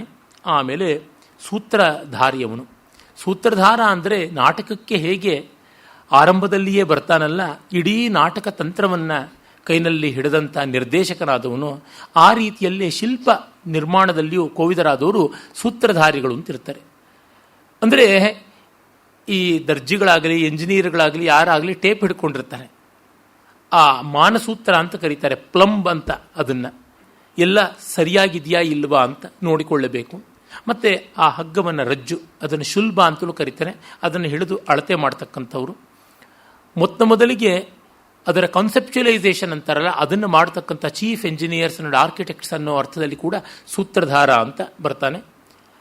ಅಥವಾ ಮಹಾಸ್ಥಪತಿ ಅಂತ ಇರ್ತಾನೆ, ಅವನಿಗೆ ಎಲ್ಲದರ ಕಲ್ಪನೆ ಇರುತ್ತದೆ. ಸೂತ್ರಧಾರ ಬೇಕಾದ್ರೆ ಡಿಸೈನ್ ಇಂಜಿನಿಯರ್ ಅಂತ ಕರೀಬಹುದು, ಸ್ಥಪತಿನ ಬೇಕಾದ್ರೆ ಎಕ್ಸಿಕ್ಯೂಟಿವ್ ಇಂಜಿನಿಯರ್ ಅಂತ ಕರೀಬಹುದು. ಆಮೇಲೆ ಅವರ ಕೈ ಕೆಳಗೆ ಬೇರೆ ಬೇರೆಯವರು ಬರ್ತಾರೆ. ಕಡೆಗೆ ಕರ್ಮಕಾರರು, ಕೂಲಿ ಕೆಲಸ ಮಾಡ್ತಕ್ಕಂಥವ್ರು, ಅವರ ಮೇಲೆ ಕಾರುಕರು ಅಂದರೆ ಇನ್ನು ಸ್ವಲ್ಪ ಸ್ಕಿಲ್ಡ್ ಲೇಬರು, ಅವರ ಮೇಲೆ ಶಿಲ್ಪಿಗಳು, ಹೀಗೆ ಬೇರೆ ಬೇರೆ ಹಂತಗಳು ಉಂಟು ಅಂತ ಗೊತ್ತಾಗುತ್ತದೆ. ಈ ನಾಟ್ಯಕ್ಕೆ ಶಿಲ್ಪಕ್ಕೆ ಇರುವ ಒಂದು ಹತ್ತಿರದ ಸಂಬಂಧವನ್ನು ನೋಡಿದಾಗಲೂ ಗೊತ್ತಾಗುತ್ತದೆ ಸೂತ್ರಧಾರ ಅಂತ. ಸೂತ್ರಧಾರ ಶಬ್ದಕ್ಕೆ ಇನ್ನೂ ಒಂದು ರೀತಿಯಾಗಿ ಅರ್ಥ ಹೇಳ್ತಾರೆ. ಈ ಸೂತ್ರದ ಗೊಂಬೆಗಳನ್ನು ಮೊದಲು ಕುಣಿಸ್ತಾ ಇದ್ರು, ಆ ಗೊಂಬೆಗಳನ್ನು ಕುಣಿಸುವಂತೆ ಮಾಡಿ ನಾಟಕ ಮಾಡೋಕ್ಕೆ ಆರಂಭ ಮಾಡಿದ್ರು ಅಂತ. ಅದು ಒಪ್ಪುವಂಥದ್ದಲ್ಲ. ನಾಟಕದಿಂದ ಗೊಂಬೆಗಳನ್ನು ಕುಣಿಸೋದು ಬಂತು. ಮೊದಲು ಮನುಷ್ಯ ತಾನು ಕುಣಿದು ಆಮೇಲೆ ಗೊಂಬೆಗಳನ್ನು ಕುಣಿಸ್ದ. ಅದು ಸಹಜವಾಗಿ ಆಗತಕ್ಕಂಥದ್ದು. ಹಾಗಾಗಿ ತನ್ನ ಅಂಗೋಪಾಂಗ ಚಲನೆ ಸುಲಭ. ಒಂದು ಗೊಂಬೆಯನ್ನು ಕುಣಿಸೋದಕ್ಕಿಂತ ತಾನು ಕುಣಿಯೋದು ಎಷ್ಟೋ ಸುಲಭ. ಆಮೇಲೆ ಗೊಂಬೆಯದು ಬಂದದ್ದು. ಆದರೆ ಚಿತ್ರ, ಶಿಲ್ಪ ಇತ್ಯಾದಿಗಳ ನಿರ್ಮಾಣ ಅದಕ್ಕಿಂತ ಮುಂಚೆಯೇ ಆಗಿತ್ತು ಅಂತ ಗೊತ್ತಾಗುತ್ತದೆ. ಆ ದೃಷ್ಟಿಯಿಂದ ಕಂಡಾಗ ಶಿಲ್ಪಾದಿಗಳನ್ನು ನಿರ್ಮಾಣ ಮಾಡೋದಕ್ಕೆ ಬೇಕಾಗಿರ್ತಕ್ಕಂಥ ಸೂತ್ರ, ಅಳತೆಯ ಕಡ್ಡಿ ಯಾವುದಿದೆ, ಅದರಿಂದಾಗಿ ಸೂತ್ರಧಾರಿತ್ವ ಬಂತು. ಸ್ಥಿರವಾದ ಶಿಲ್ಪ ಒಂದು, ಆದರೆ ಛಲವಾದ ಶಿಲ್ಪ ಒಂದು. ಛಲಶಿಲ್ಪವೇ ನಾಟ್ಯ ಅಥವಾ ನೃತ್ಯ. ಈ ಸಂಬಂಧವನ್ನು ಕಾಣಬಹುದು. ನಮ್ಮಲ್ಲಿ ಎಷ್ಟೋ ಶಾಸ್ತ್ರಗಳಲ್ಲಿ ಕೆಲವು ಪರಿಭಾಷೆಗಳು ಎರಡಕ್ಕೂ ಸಂವಾದಿಯಾಗಿ ಬರುತ್ತವೆ. ಇದಕ್ಕೂ ಅದಕ್ಕೂ ಬೇರೆ ಬೇರೆ ಆಯಾಮದ ವಿನಿಯೋಗ ಉಂಟು, ಆದರೆ ತತ್ವ ಒಂದೇ ಅಂತ ಗೊತ್ತಾಗುತ್ತದೆ. ಆ ರೀತಿಯಾದದ್ದು ಇಲ್ಲಿ ಕೂಡ ಕಾಣುತ್ತದೆ. ಉದಾಹರಣೆಗೆ ತಾಲಮಾನ ಅಂತ ಒಂದಿದೆ. ತಾಲ ಅನ್ನುವುದನ್ನು ಕಾಲದ ಅಳತೆಯಾಗಿ ಸಂಗೀತದಲ್ಲಿ ಹೇಳ್ತೀವಿ. ಅದೇ ರೀತಿಯಲ್ಲಿ ಶಿಲ್ಪದಲ್ಲಿ ತಾಲವನ್ನು, ಉದ್ದವನ್ನು, ಅಗಲವನ್ನು ಎಣಿಕೆ ಮಾಡೋದಕ್ಕೆ ವಿಶೇಷವಾಗಿ ನಿಲುವು, ಯಾವುದನ್ನು ನಾವು ಎಲಿವೇಶನ್ ಅಂತ ಕರಿತೀವಿ ಎಂಜಿನಿಯರಿಂಗ್ ಪರಿಭಾಷೆಯಲ್ಲಿ, ಪ್ಲ್ಯಾನ್ ಆ್ಯಂಡ್ ಎಲಿವೇಶನ್ ಅಂತೀವಲ್ಲ, ಫ್ರಂಟ್ ವ್ಯೂ ಅಂತ ಕರಿತೀವಲ್ಲ, ಅದು ತಾಲಮಾನದು. ಉತ್ತಮ ತಾಲ, ಮಧ್ಯಮ ತಾಲ, ಅಧಮ ತಾಲ, ಮಹಾಪುರುಷ ತಾಲ ಹೀಗೆ ಹೇಳ್ತೀವಿ. ತಲದಿಂದ ಬಂದದ್ದು ತಾಲ. ತಲ ಅಂತಂದರೆ ಎಲ್ಲಕ್ಕೂ ಆಧಾರಭೂತವಾದದ್ದು ಅಂತ. ಈ ಶಿಲ್ಪಿಗಳಲ್ಲಿ ಹೇಗೆ ಈ ನರ್ತಕರಲ್ಲೆಲ್ಲ ಗೆಜ್ಜೆಯ ಪೂಜೆ ಅಂತ ಒಂದಿದೆ, ಸಂಗೀತಗಾರರಲ್ಲೆಲ್ಲ ಗಂಡ ಕಟ್ಟುವುದು ಅಂತ ಇದೆ. ಹಿಂದೂಸ್ತಾನಿ ಪದ್ಧತಿನಲ್ಲಿ ಈಗಲೂ ಅದನ್ನು ಉಳಿಸಿಕೊಂಡಿದ್ದಾರೆ. ಕರ್ನಾಟಕ ಸಂಗೀತದಲ್ಲಿ ಎಷ್ಟೋ ಆಚಾರಗಳು ಬಿಟ್ಟು ಹೋಗಿವೆ. ಆ ಥರದೊಳಗೊಂದು ಈ ಗಂಡ ಕಟ್ಟುವುದು ಅಂತ ಅನ್ನೋದು. ಕೈಗೆ ಕಂಕಣ ಕಟ್ಟಿಸ್ಕೋತಾರೆ ಶಿಷ್ಯರು ಗುರುವಿನಿಂದ. ನೃತ್ಯದಲ್ಲೂ ಕೂಡ ಅದು ಉಂಟು. ಅದು ವಿದ್ಯೆಗೆ ನಾನು ಬದ್ಧವಾಗಿರ್ತೀನಿ ಅಂತ ಕಂಕಣ ಕಟ್ಟಿಕೊಳ್ಳೋದು. ಯಜ್ಞಕ್ಕೂ ಕೂಡ ಅದೇ ರೀತಿಯಲ್ಲಿ ಕಂಕಣ ಧಾರಣ ಉಂಟು. ವಿವಾಹ ವ್ರತಕ್ಕೆ ಕಂಕಣ ಧಾರಣ ಉಂಟು, ಉಪನಯನಕ್ಕೆ ಉಂಟು. ಯಾವುದೇ ಒಂದು ಈ ರೀತಿಯಾದ ಮಂಗಲ ಕಾರ್ಯಗಳನ್ನು ಮಾಡುವಾಗ ಕಂಕಣ ಕಟ್ತಾರೆ. ಪ್ರತಿಸರ ಅಂತ ಅದಕ್ಕೆ ಹೇಳ್ತಾರೆ, ಕೌತುಕ ಸೂತ್ರ ಅಂತ ಹೀಗೆಲ್ಲ ಕರೀತಾರೆ. ಆ ರೀತಿಯಲ್ಲಿ ಅವರು ಗೆಜ್ಜೆ ಪೂಜೆಯನ್ನು ಮಾಡ್ತಾರೆ. ಗೆಜ್ಜೆಯನ್ನು ಪೂಜೆ ಮಾಡಿಬಿಟ್ಟು ಕಾಲಿಗೆ ಕಟ್ಟಿಕೊಳ್ತಕ್ಕಂಥದ್ದು. ಎಲ್ಲಿಯೂ ಕೂಡ ನೋಡಿ, ಕಾಲಿಗೆ ಹಾಕಿಕೊಳ್ಳುವ ಒಡವೆಯನ್ನು ಮೊದಲು ಕಣ್ಣಿಗೆ ಒತ್ಕೊಳ್ಳೋದಿಲ್ಲ. ನಮ್ಮ ಪರಂಪರೆಯಲ್ಲಿ ಮಾತ್ರ ಉಂಟು. ಎಷ್ಟು ಭವ್ಯವಾದದ್ದು ಅದು, ಎಷ್ಟು ಹೃದಯಂಗಮವಾದದ್ದು ಅಂತ ಗೊತ್ತಾಗುತ್ತದೆ. ಯಾವುದನ್ನು ಗೌರವಿಸಬೇಕು, ಯಾವುದನ್ನು ಕಣ್ಣುಗೊತ್ತುಕೊಳ್ಬೇಕು ಅಂತ. ಒಂದು ಕೊಲ್ಲೋದಕ್ಕೆ ಬಳಸ್ತಕ್ಕಂಥ ಕತ್ತಿಯ ಆಯುಧ ಅದನ್ನು ಬಳಸುವ ಮುನ್ನ ಕಣ್ಣುಗೊತ್ತುಕೊಳ್ಳೋದು ಅಂತಕ್ಕಂಥದ್ದು, ಅದು ಸ್ವೀಕೃತವಾಗಬೇಕು. ಪಟ್ಟ, ಕತ್ತಿ ಇತ್ಯಾದಿಗಳನ್ನೆಲ್ಲ ಕೊಡುವಾಗ. ಹಾಗೆ ಗರಿ ಮುರಿಯೋದು ಅಂತಲೇ ಶಿಲ್ಪಿಗಳಲ್ಲಿ ಒಂದು ಆಚರಣೆ ಉಂಟು. ಅದು ಅಪ್ಪಟ ಜಾನಪದೀಯವಾದ ಹೆಸರು, ಆದರೆ ಅದು ಪ್ರಾಚೀನವಾದ ಆರ್ಷೇಯವಾದಂಥದ್ದು. ಗೆಜ್ಜೆ ಪೂಜೆಯಾದರೂ ಅದೇ ಥರ.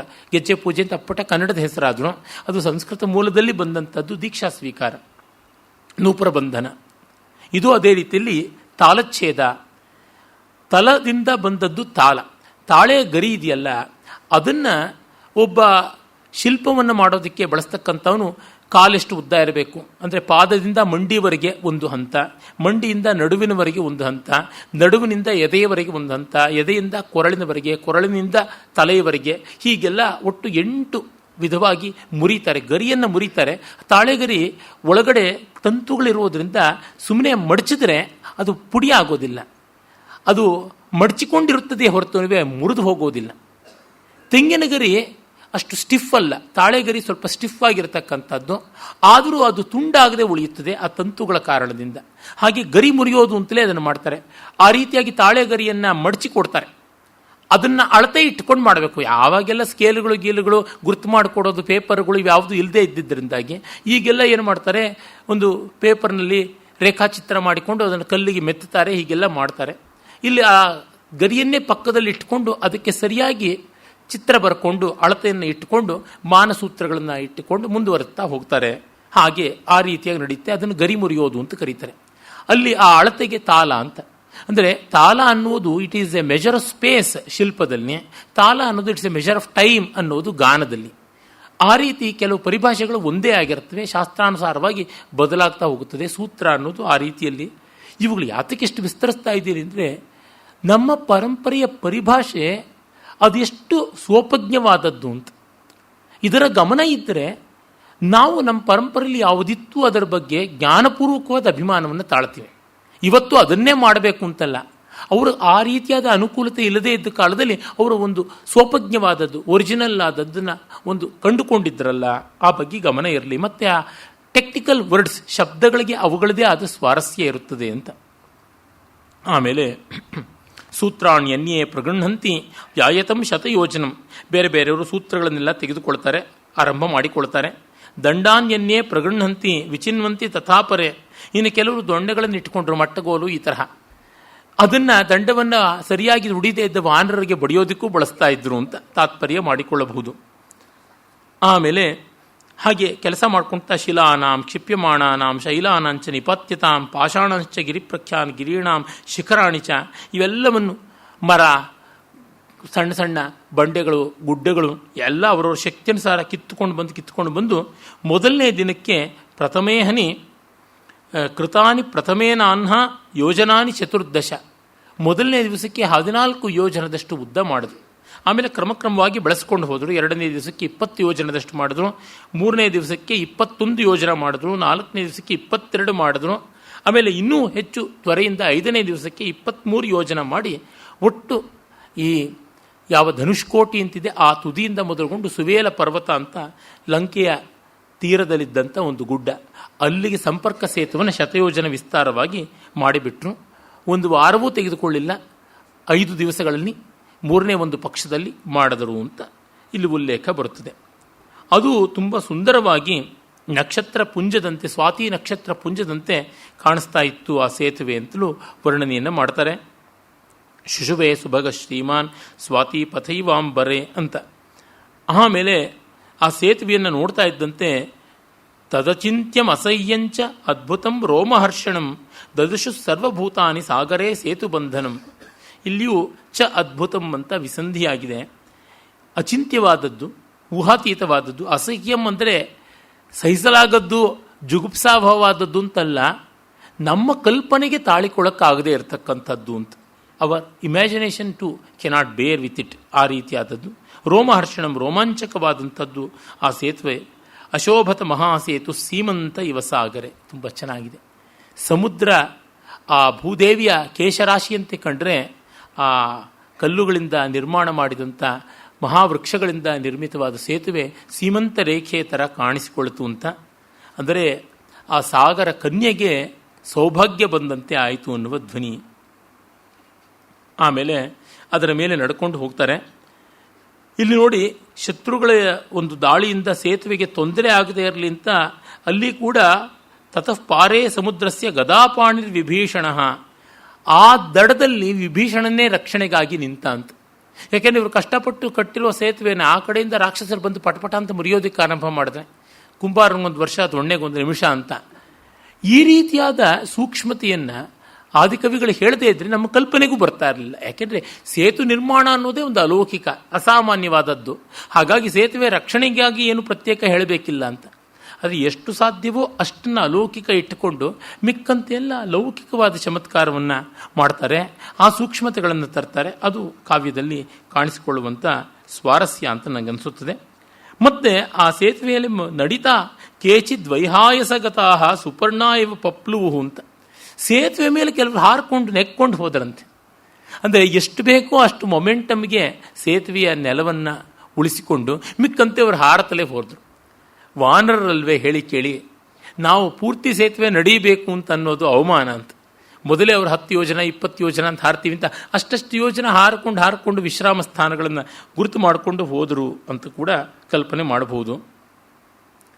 ಅವರ ಕೋಲಾಹಲ ತುಮುಲದಲ್ಲಿ ಸಮುದ್ರದ ಅಲೆಗಳ ಘೋಷವೇ ಉಡುಗಿ ಹೋಯಿತು ಅಂತ ಕೂಡ ಕವಿಗಳು ಹೇಳ್ತಾರೆ. ದೇವತೆಗಳಿಗೂ ಇದು ಸಂತೋಷವಾಗುತ್ತದೆ. ಆಮೇಲೆ ಆ ತೀರಕ್ಕೆ ಬಂದು ಲಂಕೆಯನ್ನು ದೂರದಿಂದ ಕಾಣ್ತಾರೆ. ಲಂಕೆ ತ್ರಿಕೂಟಾಚಲದ ಮೇಲೆ ಇರುವುದು ಕಮನೀಯ ಮನೋಹರವಾದ ಮಹಾಪತ್ತನ, ಸಮುದ್ರ ತೀರದ ಊರನ್ನ ಪತ್ತನ ಅಂತ ಕರೀತಾರಲ್ವ. ಕೋಟೆ ಕೊತ್ತಳಗಳು ಇದ್ದರೂ ಬೆಟ್ಟದ ಕಾರಣ ಅದರಿಂದ ಆಚೆಗೆ ಊರಿನ ನಿರ್ಮಾಣ ಎಲ್ಲ ತುಂಬ ಸೊಗಸಾಗಿ ಕಾಣಿಸ್ತಾ ಇತ್ತು. ಸಿಟೆಡೆಲ್ ಅಂತ ಏನು ಹೇಳ್ತಾರೆ ಇಂಗ್ಲೀಷ್ನಲ್ಲಿ, ಆ ರೀತಿಯಾಗೆಲ್ಲ ಇದ್ದದ್ದು. ಅಕ್ರೋಪೋಲಿಸ್ ಅಂತ ಕೂಡ ಗ್ರೀಕ್ ಭಾಷೆಯಲ್ಲಿ ಅದನ್ನೇ ಹೇಳ್ತಾರೆ. ಅಂದರೆ ಪೋಲಿಸ್ ಅಂತಂದರೆ ನಗರ, ಅದರ ಮೇಲೆ ಅಕ್ರೋ ಮೇಲೆ ಇರತಕ್ಕಂಥದ್ದು, ಎತ್ತರದಲ್ಲಿರ್ತಕ್ಕಂಥ ನಗರ ಅಂತ. ಆ ಒಂದು ಸೌಂದರ್ಯವನ್ನು ಪರಿಭಾವಿಸಿ ಇವರೆಲ್ಲರೂ ವಾನರರು ವಿಸ್ಮಿತರಾದರು. ರಾಮನಿಗೂ ಕೂಡ ಆಶ್ಚರ್ಯವಾಯಿತು ಅಂತ ಹಲವು ಬಾರಿ ಲಂಕೆಯ ವರ್ಣನೆಯನ್ನು ಮಾಡಿದ್ದಾರೆ. ನೋಡಿ, ಶತ್ರುವಿನ ಊರು ಅಂತ ವಾಲ್ಮೀಕಿಗಳಿಗೆ ಏನೂ ಅಸಹನೆ ಇಲ್ಲ. ಊರು ಏನು ಮಾಡುತ್ತದೆ? ಅಯೋಧ್ಯೆಯನ್ನು ಹಲವು ಬಾರಿ ವರ್ಣಿಸಿದ್ದಾರೆ. ಬಾಲಕಾಂಡದಲ್ಲಿ ಒಂದು ವಿಸ್ತಾರವಾದ ಆರಂಭದ ವರ್ಣನೆ ಬರುತ್ತದೆ. ಅದಾದ ಮೇಲೆ ಅಯೋಧ್ಯಾಕಾಂಡದಲ್ಲಿ ಊರಿಗೆ ಅಲಂಕಾರ ಮಾಡ್ತಾ ಇರುವಾಗ ಒಂದು ಬರುತ್ತದೆ. ಆಮೇಲೆ ಹಾಳು ಸುರಿತಾ ಇರತಕ್ಕಂಥ ಅಯೋಧ್ಯೆ, ಅಂದರೆ ಭರತ ಬಂದಾಗ ದಶರಥನ ಸಾವಿನ ಬಳಿಕ ಅಯೋಧ್ಯೆ ಹೇಗಿತ್ತು ಅನ್ನೋದರ ವರ್ಣನೆಯನ್ನು ಮಾಡ್ತಾರೆ. ಕಿಷ್ಕಿಂಧೆಯ ವರ್ಣನೆಯನ್ನು 2 ಬಾರಿ ಮಾಡ್ತಾರೆ. ಆಮೇಲೆ ಈಗ ಸುಂದರಕಾಂಡದಲ್ಲಿ 2 ಬಾರಿ ವರ್ಣನೆ ಮಾಡಿದ್ದಾರೆ. ಒಮ್ಮೆ ಹನುಮಂತ ಕಾಣುವುದು, ಮತ್ತೊಮ್ಮೆ ಬಾಲದ ಬೆಂಕಿಯ ಸನ್ನಿವೇಶದಲ್ಲಿ ನೋಡುವುದು. ಈಗ ಮತ್ತೊಮ್ಮೆ ಮಾಡಿದ್ದಾರೆ. ತತ್ಪೂರ್ವದಲ್ಲಿ ಹನುಮಂತ ರಾಮನಿಗೆ ಈ ಯುದ್ಧಕಾಂಡದ ಆರಂಭದಲ್ಲಿ ಲಂಕಾ ವರ್ಣನೆ ಮಾಡುವಾಗ ಒಮ್ಮೆ ಬರುತ್ತದೆ. ಅಂದರೆ ಪಟ್ಟಣಗಳನ್ನು, ಊರುಗಳನ್ನು ವರ್ಣಿಸೋದ್ರೊಳಗೆ ಆದಿಕವಿಗಳಿಗೆ ದಣಿವಿಲ್ಲ. ಇದೆಲ್ಲ ಲೋಕಪ್ರೀತಿ ಇಲ್ಲದ ಕವಿ ಮಾಡುವಂಥದ್ದಲ್ಲ. ಇದು ಒಂದು ಆವರಣ ನಿರ್ಮಾಣ ಮಾಡುತ್ತದೆ ಮತ್ತು ನಮ್ಮ ಮನಸ್ಸಿಗೆ ಇದು ಸತ್ಯ ಅನ್ನುವಂತೆ ಕಟ್ಟಿಕೊಡುತ್ತದೆ. ಅದು ತುಂಬ ಬೇಕಾದದ್ದು. ಅದು ವಾಸ್ತವವಾಗಿ ನಡೆದಿತ್ತೋ ಬಿಟ್ಟಿತ್ತೋ, ಇದನ್ನು ಓದಿದ ಮೇಲೆ ನಿಜವಾಗಲೂ ನಡೆದಿತ್ತು ಅಂತನ್ನುವ ನಂಬಿಕೆ ಬರಬೇಕು. ಆ ರೀತಿಯಲ್ಲಿ ಕಾಣಿಸುತ್ತದೆ. ಆ ಮಟ್ಟಕ್ಕೆ ತಂದುಕೊಡಬೇಕು. ಚಿತ್ರಕ ಶಕ್ತಿ ಆಗಿರಬೇಕು. ಇದನ್ನು ಭಾವಿಕ ಅನ್ನುವ ಒಂದು ಗುಣ ಅಂತ ಹೇಳ್ತಾರೆ. ದೇವಡು ನರಸಿಂಹಶಾಸ್ತ್ರಿಗಳ ಮಹಾಬ್ರಾಹ್ಮಣವನ್ನು ನೆನೆದಾಗಲೆಲ್ಲ ನನಗೆ ಆ ಭಾವ ಬರ್ತಾ ಇರ್ತದೆ. ಅಲ್ಲಿ ಎಷ್ಟು ಅಲೌಕಿಕಗಳು, ಎಷ್ಟು ವಿಸ್ಮಯಾವಹವಾದದ್ದು ಬರುತ್ತದೆ. ಓದುತ್ತಾ ಇದ್ದರೆ ಇದು ಹೀಗೆ ನಡೆದಿದೆ, ಇದೆಷ್ಟು ವಾಸ್ತವ ಅಂತ ಅನಿಸುತ್ತದೆ. ಆ ಮಟ್ಟದ ಸಾಮರ್ಥ್ಯ ತುಂಬ ದೊಡ್ಡದು ಕವಿಯದು. ಇಲ್ಲಿ ಆ ಬಗೆಯದ್ದು. ಪಾಶ್ಚಾತ್ಯರ ಎಷ್ಟು ಕಾದಂಬರಿಗಳಲ್ಲಿ ಅಂಥದ್ದಿದೆ. ಕಾವ್ಯಗಳಿಗಿಂತ ಕಾದಂಬರಿಯಲ್ಲಿ ಆ ರೀತಿಯಾದ ಕೌಶಲವನ್ನು ಅವರು ಸಾಧಿಸಿದ್ದಾರೆ. ರಕ್ತಚಂದನ ಸಂಕಾಶ ಸಂಧ್ಯಾ ಪರಮದಾರುಣ ಜ್ವಲತಃ ಪ್ರಪತತ್ಯೇತದ್ ಆದಿತ್ಯಾದ ಅಗ್ನಿಮಂಡಲಂ. ಸಂಧ್ಯಾಕಾಲ ಬಂತು, ಅದು ಎಷ್ಟು ಚೆನ್ನಾಗಿದೆ ಅಂತಂದರೆ ರಕ್ತಚಂದನ ಸಂಕಾಶ, ರಕ್ತಚಂದನದಂತೆ ಹೊಳಿತಾ ಇತ್ತು. ಮತ್ತು ಆದಿತ್ಯ ಮಂಡಲ ಅಗ್ನಿಯ ಗೋಳವೇ ಸಿಡಿಯೋದಕ್ಕೆ ಆರಂಭವಾಗಿದೆಯೋ ಎನ್ನುವಂತೆ ತೋರ್ತಾ ಇತ್ತು. ಸಂಧ್ಯಾಕಾಲ ಆಗ್ತಾ ಇದ್ದಂತೆ ಪ್ರಾಣಿಗಳು ಬಗೆ ಬಗೆಯ ಧ್ವನಿಗಳನ್ನು ಮಾಡ್ತಾ ಇದ್ವು. ಪ್ರತ್ಯಾದಿತ್ಯಂ ವಿನರ್ದಂತಿ ಜನಯಂತೋ ಮಹದ್ಭಯಂ ರಜನ್ಯಾಂ ಅಪ್ರಕಾಶಸ್ತು ಸಂತಾಪಯತಿ ಚಂದ್ರಮಾಹ ಕೃಷ್ಣ ರಕ್ತಾಂಶು ಪರ್ಯಂತೋ ಲೋಕಕ್ಷಯ ಇವೋದಿತಃ ಹ್ರಸ್ವೋ ವೃಕ್ಷೋ ಅಪ್ರಶಸ್ತಶ್ಚ ಪರಿವೇಶ ಸುಲೋಹಿತಃ ಆದಿತ್ಯೇ ವಿಮಲೇ ನೀಲಂ ಲಕ್ಷ್ಮಣ ದೃಶ್ಯತೆ ಅಂತ ಈಗ ರಾಮ ಲಂಕೆಗೆ ಅಭಿಮುಖ ಮಾಡಿಕೊಂಡು ಆ ಸಂಧ್ಯಾಕಾಲದಲ್ಲಿ ಯಾವ ಯಾವ ಉತ್ಪಾತಗಳು ಕಾಣಿಸ್ತಾ ಇವೆ ಅಂತ ಹೇಳ್ತಾನೆ. ಮತ್ತೆ ಲಂಕಾ ವರ್ಣನೆಯನ್ನು ಕೂಡ ನಾವು ನೋಡ್ತೀವಿ. ಈ ಎಲ್ಲ ಭಯಂಕರವಾದ ವರ್ಣನೆಗಳು, ದುಶ್ಶಕುನಗಳು ಮಹಾಭಾರತದಲ್ಲೂ ಬರುತ್ತದೆ. ಹೋಮರ್ನಂಥ ಪಾಶ್ಚಾತ್ಯ ಕವಿಗಳ ಕಾವ್ಯಗಳಲ್ಲಿ ಕೂಡ ಬರುತ್ತವೆ. ಅದನ್ನು ರಾಮ ಹೇಳಿಕೊಂಡು ಬರ್ತಾನೆ. ಆಮೇಲೆ ಪೂರ್ಣಿಮೆ ಬರುತ್ತದೆ. ಇಂದು ವೈಶಾಖ ಪೂರ್ಣಿಮೆ, ಬುದ್ಧನ ಜಯಂತಿ. ಬುದ್ಧ ಭಗವಂತ ಹುಟ್ಟಿದ್ದು, ಮತ್ತೆ ಪರಿನಿರ್ವಾಣ ಮಾಡಿದ್ದು, ಮನೆಯನ್ನು ಬಿಟ್ಟಿದ್ದು, ಜ್ಞಾನೋದಯವಾಗಿದ್ದು, ಇದು 4 ಕೂಡ ವೈಶಾಖ ಪೂರ್ಣಿಮೆಯ ದಿವಸವೇ. ಉಪದೇಶ ಮಾಡಿದ್ದು ಪೂರ್ಣಿಮೆ ದಿವಸವೇ, ಅದು ಆಷಾಢ ಪೂರ್ಣಿಮೆ ದಿವಸ, ವ್ಯಾಸ ಪೂರ್ಣಿಮೆಯ ದಿವಸ. ಭಗವಾನ್ ವೇದವ್ಯಾಸರ ಜನ್ಮದಿನದಂದು ತನ್ನ ಮಹೋಪದೇಶವನ್ನು ಆರಂಭ ಮಾಡಿದ, ಆತ ಸಂಪ್ರದಾಯವನ್ನು ಅನುಸರಿಸಿದ. ಇವತ್ತು ಬೌದ್ಧರು ಅಂತ ಹೇಳ್ಕೊಳ್ಳೋರು ಸಂಪ್ರದಾಯ ಬಿಟ್ಟು ಕೂತಿದ್ದಾರೆ, ಅದು ಬೇರೆ ಸಂಗತಿ. ಆಗ ಆ ಸಂದರ್ಭದಲ್ಲಿ ಅಲ್ಲಿ ಒಂದು ಎತ್ತರವಾದ ಸ್ಥಳದಲ್ಲಿ ನಿಂತು ರಾಮ ಲಂಕೆಯ ಕಡೆಗೆ ನೋಡ್ತಾನೆ. ದೃಷ್ಟ್ವಾ ದಾಶರಥಿರ್ಲಂಕಾಂ ಚಿತ್ರಧ್ವಜ ಪತಾಕಿನೀಂ ಜಗಾಮ ಮನಸಾ ಸೀತಂ ದೂಯಮಾನೇನ ಚೇತಸ. ಅದನ್ನು ನೋಡ್ತಲೇ ಅವನಿಗೆ ಅದೊಂದು ಉದ್ದೀಪನ ವಿಭಾವವಾಗುತ್ತದೆ. ಅತ್ರ ಸಾ ಮೃಗಶಾವಾಕ್ಷಿ ರಾವಣೇನೋಪರುದ್ಯತೆ ಅಭಿಭೂತ ಗ್ರಹೇಣೇವ ಲೋಹಿತಾಂಗೇನ ರೋಹಿಣಿ. ಅಯ್ಯೋ, ಅಂಗಾರಕ ಗ್ರಹ ರೋಹಿಣಿ ನಕ್ಷತ್ರವನ್ನು ಆವರಿಸಿಕೊಂಡಂತೆ ಈ ರೀತಿ ಕಾಣಿಸ್ತಾ ಇದೆಯಲ್ಲ, ಈ ರಾಕ್ಷಸ ಇಲ್ಲಿ ಸೆರೆ ಇಟ್ಟಿದ್ದಾನಲ್ಲ ಅಂತ ನೋಡಿ. ಸಮುದ್ರದ ಆ ಕಡೆ ತೀರದಲ್ಲಿದ್ದಾಗಲೂ ಚಿಂತೆ ಮಾಡಿದ್ದ, ಈಗ ಈ ಕಡೆ ತೀರದಲ್ಲಿದ್ದಾಗಲೂ ಬರ್ತಾನೆ. ಹತ್ರ ಆಗ್ತಾ ಇದ್ದಂತೆ ಅವನಿಗೆಷ್ಟು ಉದ್ವಿಗ್ನತೆ ಬರ್ತಾ ಇದೆ ಅನ್ನುವುದನ್ನು ನಾವು ಗಮನಿಸಬೇಕು. ಆಕಾಶಂ ಉತ್ಥಿತಾಂ ಪಶ್ಯ ಲಕ್ಷ್ಮಣಂ ಮನಸೇವ ಕೃತಾಂ ಲಂಕಾಂ ನಗಾಗ್ರೇ ವಿಶ್ವಕರ್ಮಣ. ಸೀತೆಯನ್ನು ನೆನೆಯುವಾಗಲೂ ಲಂಕೆಯ ಸೌಂದರ್ಯವನ್ನು ಉಪೇಕ್ಷೆ ಮಾಡಲಾರ. ಆ ಪ್ರಕೃತಿ ವರ್ಣನೆಯನ್ನು ವಸಂತ ಋತುವಿನಲ್ಲಿ, ವರ್ಷಾ ಋತುವಿನಲ್ಲಿ, ಶರದ್ ಋತುವಿನಲ್ಲಿ ನೋಡಿ ವರ್ಣಿಸಿ ದುಃಖಪಟ್ಟವನಲ್ವಾ ರಾಮ. ಗುಣಗ್ರಹಣ ಇದ್ದೇ ಇದೆ. ಆಕಾಶದಲ್ಲಿ ಚಿತ್ತಾರ ಬರಿತಾ ಇದೆಯೋ ಎನ್ನುವಂತೆ ಎತ್ತರಕ್ಕೆ ಎದ್ದ ತ್ರಿಕೂಟ ಪರ್ವತದ ಮೇಲೆ ಲಂಕೆ ರಾರಾಜಿಸ್ತಿದೆಯಲ್ಲ ನೋಡು. ವಿಶ್ವಕರ್ಮ ತನ್ನ ಮಾನಸ ಸೃಷ್ಟಿ ಎಂಬಂತೆ ಮಾಡಿದನ ಇದು ಅಂತ. ಅಂದರೆ ಮನಸ್ಸಿಗೆ ಎಲ್ಲ ಇಲ್ಲ, ಏನನ್ನೂ ಕಲ್ಪಿಸಿಕೊಳ್ಳಬಲ್ಲದು. ಅದಕ್ಕೆ ಲಂಗು ಲಗಾಮಿಲ್ಲ. ಬೇಂದ್ರೆಯವರು ಹೇಳ್ತಾರಲ್ಲ, ಯಾರಿಗೂ ಹೇಳೋಣ ಬೇಡ ಯಾರಿಗೂ, ಹಾರ ಕುದುರೆ ಬೆನ್ನ ಏರಿ ದೂರ ದೂರ ಸ್ವಾರರಂಗ ಏರಿ ಹೋಗೋಣ ಅಂತ. ಹಾರುವ ಕುದುರೆ ಅದರ ಬೆನ್ನನ್ನು ಏರಿ ನಾವು ದೂರ ದೂರ ಹೋಗೋಣ ಅಂತ. ಮನಸ್ಸಿಗೆ ಯಾವ ಅಂಕೆ ಶಂಕೆ ಇಲ್ಲ, ಹಾಗೆ ಏನನ್ನೂ ಕಲ್ಪಿಸಿಕೊಳ್ಳಬಲ್ಲದು. ಅಷ್ಟು ವಿಶೃಂಖಲವಾಗಿ ಸ್ವೈರವಾಗಿ ಕಲ್ಪಿಸಿಕೊಂಡು ಈ ನಗರವೇ ರೂಪುಗೊಂಡಿದೆಯೋ ಎಂಬಂತೆ ಅಂತ. ಅದಕ್ಕೆ ಕಾಳಿದಾಸ ಹೇಳ್ತಾನಲ್ವಾ, ಮನೋರಥಾನ ಮಗತಿರ್ನ ವಿದ್ಯತೆ ಅಂತ. ಮನೋರಥಗಳಿಗೆ ಹೋಗಬಾರದ್ದು ನೋ ಎಂಟ್ರಿ ಅಂತ, ಒನ್ ವೇ ಅಂತ, only small vehicles are allowed, 2 wheelers are allowed, heavy vehicles are prohibited, ಈ ಥರದ್ದು ಯಾವ ಟ್ರಾಫಿಕ್ ಸಿಗ್ನಲ್ಗಳು ಇಲ್ಲದೆ ಇರತಕ್ಕಂಥದ್ದು ಮನೋರಥದ ಆ ವೀಥಿಗಳು. ಆ ಬಗೆಯಲ್ಲಿ ಲಂಕೆಯನ್ನು ನಿರ್ಮಾಣ ಮಾಡಿದನ ಅಂತಂತಾನೆ. ರಾವಣನಿಗೆ ಬೇರೊಂದು ಸೌಂದರ್ಯವನ್ನು, ಬೇರೊಬ್ಬರ ಸೊತ್ತನ್ನು ತನ್ನದನ್ನಾಗಿ ಮಾಡಿಕೊಳ್ಳದೆ ಮೆಚ್ಚೋಕ್ಕಾಗ್ತಾನೆ ಇರಲಿಲ್ಲ. ಆದರೆ ರಾಮನಂಥವ್ರಿಗೆ ಯಾರದೇ ಸೊತ್ತು, ಯಾರದೇ ಸೊಗಸು ಅದೇ ಆಗಿದ್ದರೂ ಹೇಗೋ ಹಾಗೆ ನೋಡ್ತಾ ಇದ್ದ ಅಂತ.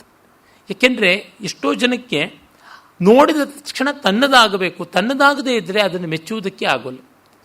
ಎಲ್ಲಿವರೆಗೆ ಅಂದರೆ ಮತ್ತೊಬ್ಬರ ಗುಣಗಳನ್ನು ಅವರ ಗುಣಗಳಾಗಿ ಮೆಚ್ಚಲಾರರು. ಅಂದರೆ ಒಬ್ಬ ಸತ್ಕವಿ ಅಂತಾದರೆ ಆ ಕಾವ್ಯ ಅವನು ಬರೆದನಲ್ಲ, ಅದಕ್ಕೆ ಆ ಕಾವ್ಯ ಸರಿಯಿಲ್ಲ ಅಂತ. ಈ ರೀತಿಯಾದದ್ದಿರುತ್ತದೆ. ಎಷ್ಟೋ ಬಾರಿ ಹಾಗಾಗುವುದಿರುತ್ತೆ.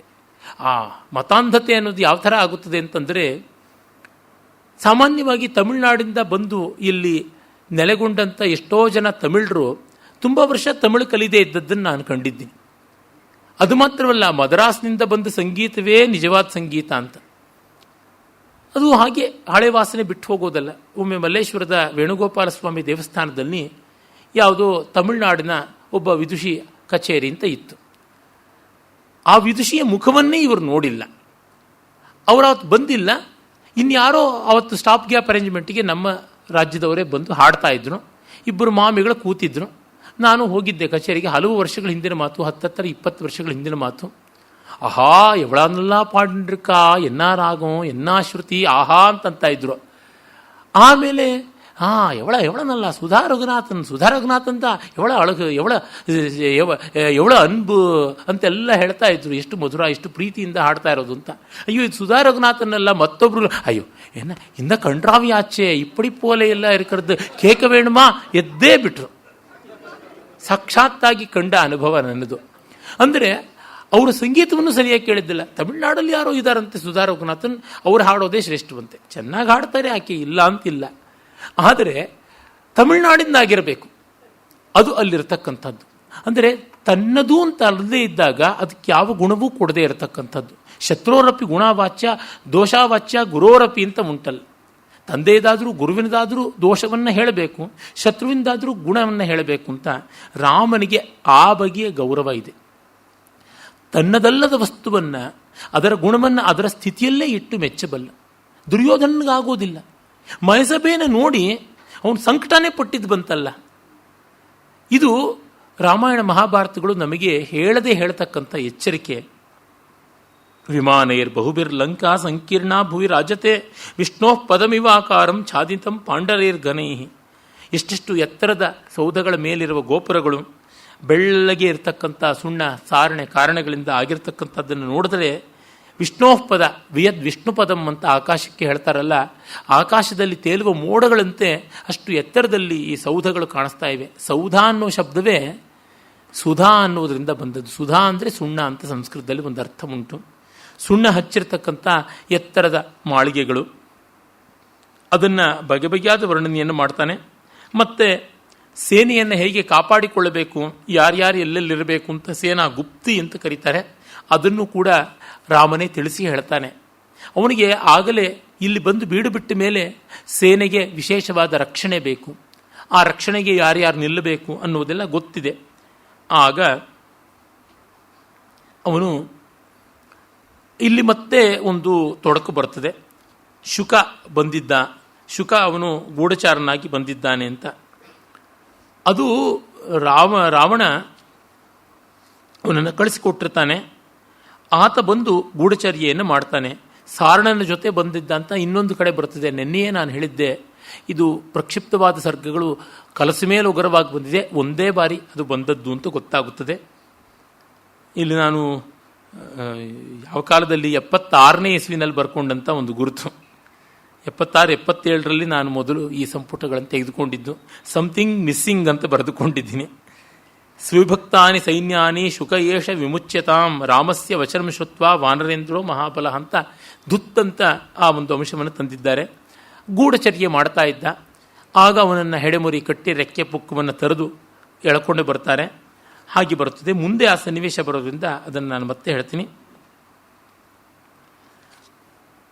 ಆಮೇಲೆ ಇಲ್ಲಿ ಅವನಿಗೆ ಶುಕನಿಗೆ ರಾಮ ಹೇಳ್ತಾನೆ, ಸೀತಾಂ ವಾಸ್ಮೈ ಪ್ರಯಚ್ಛಾಶು ಯುದ್ಧಂ ವಾಪಿ ಪ್ರದೀಯತಾಂ. ರಾವಣ, ನೀನು ಸೀತೆಯನ್ನಾದರೂ ಕೊಡು, ಇಲ್ಲ ಯುದ್ಧವನ್ನಾದರೂ ಕೊಡು ಅಂತ.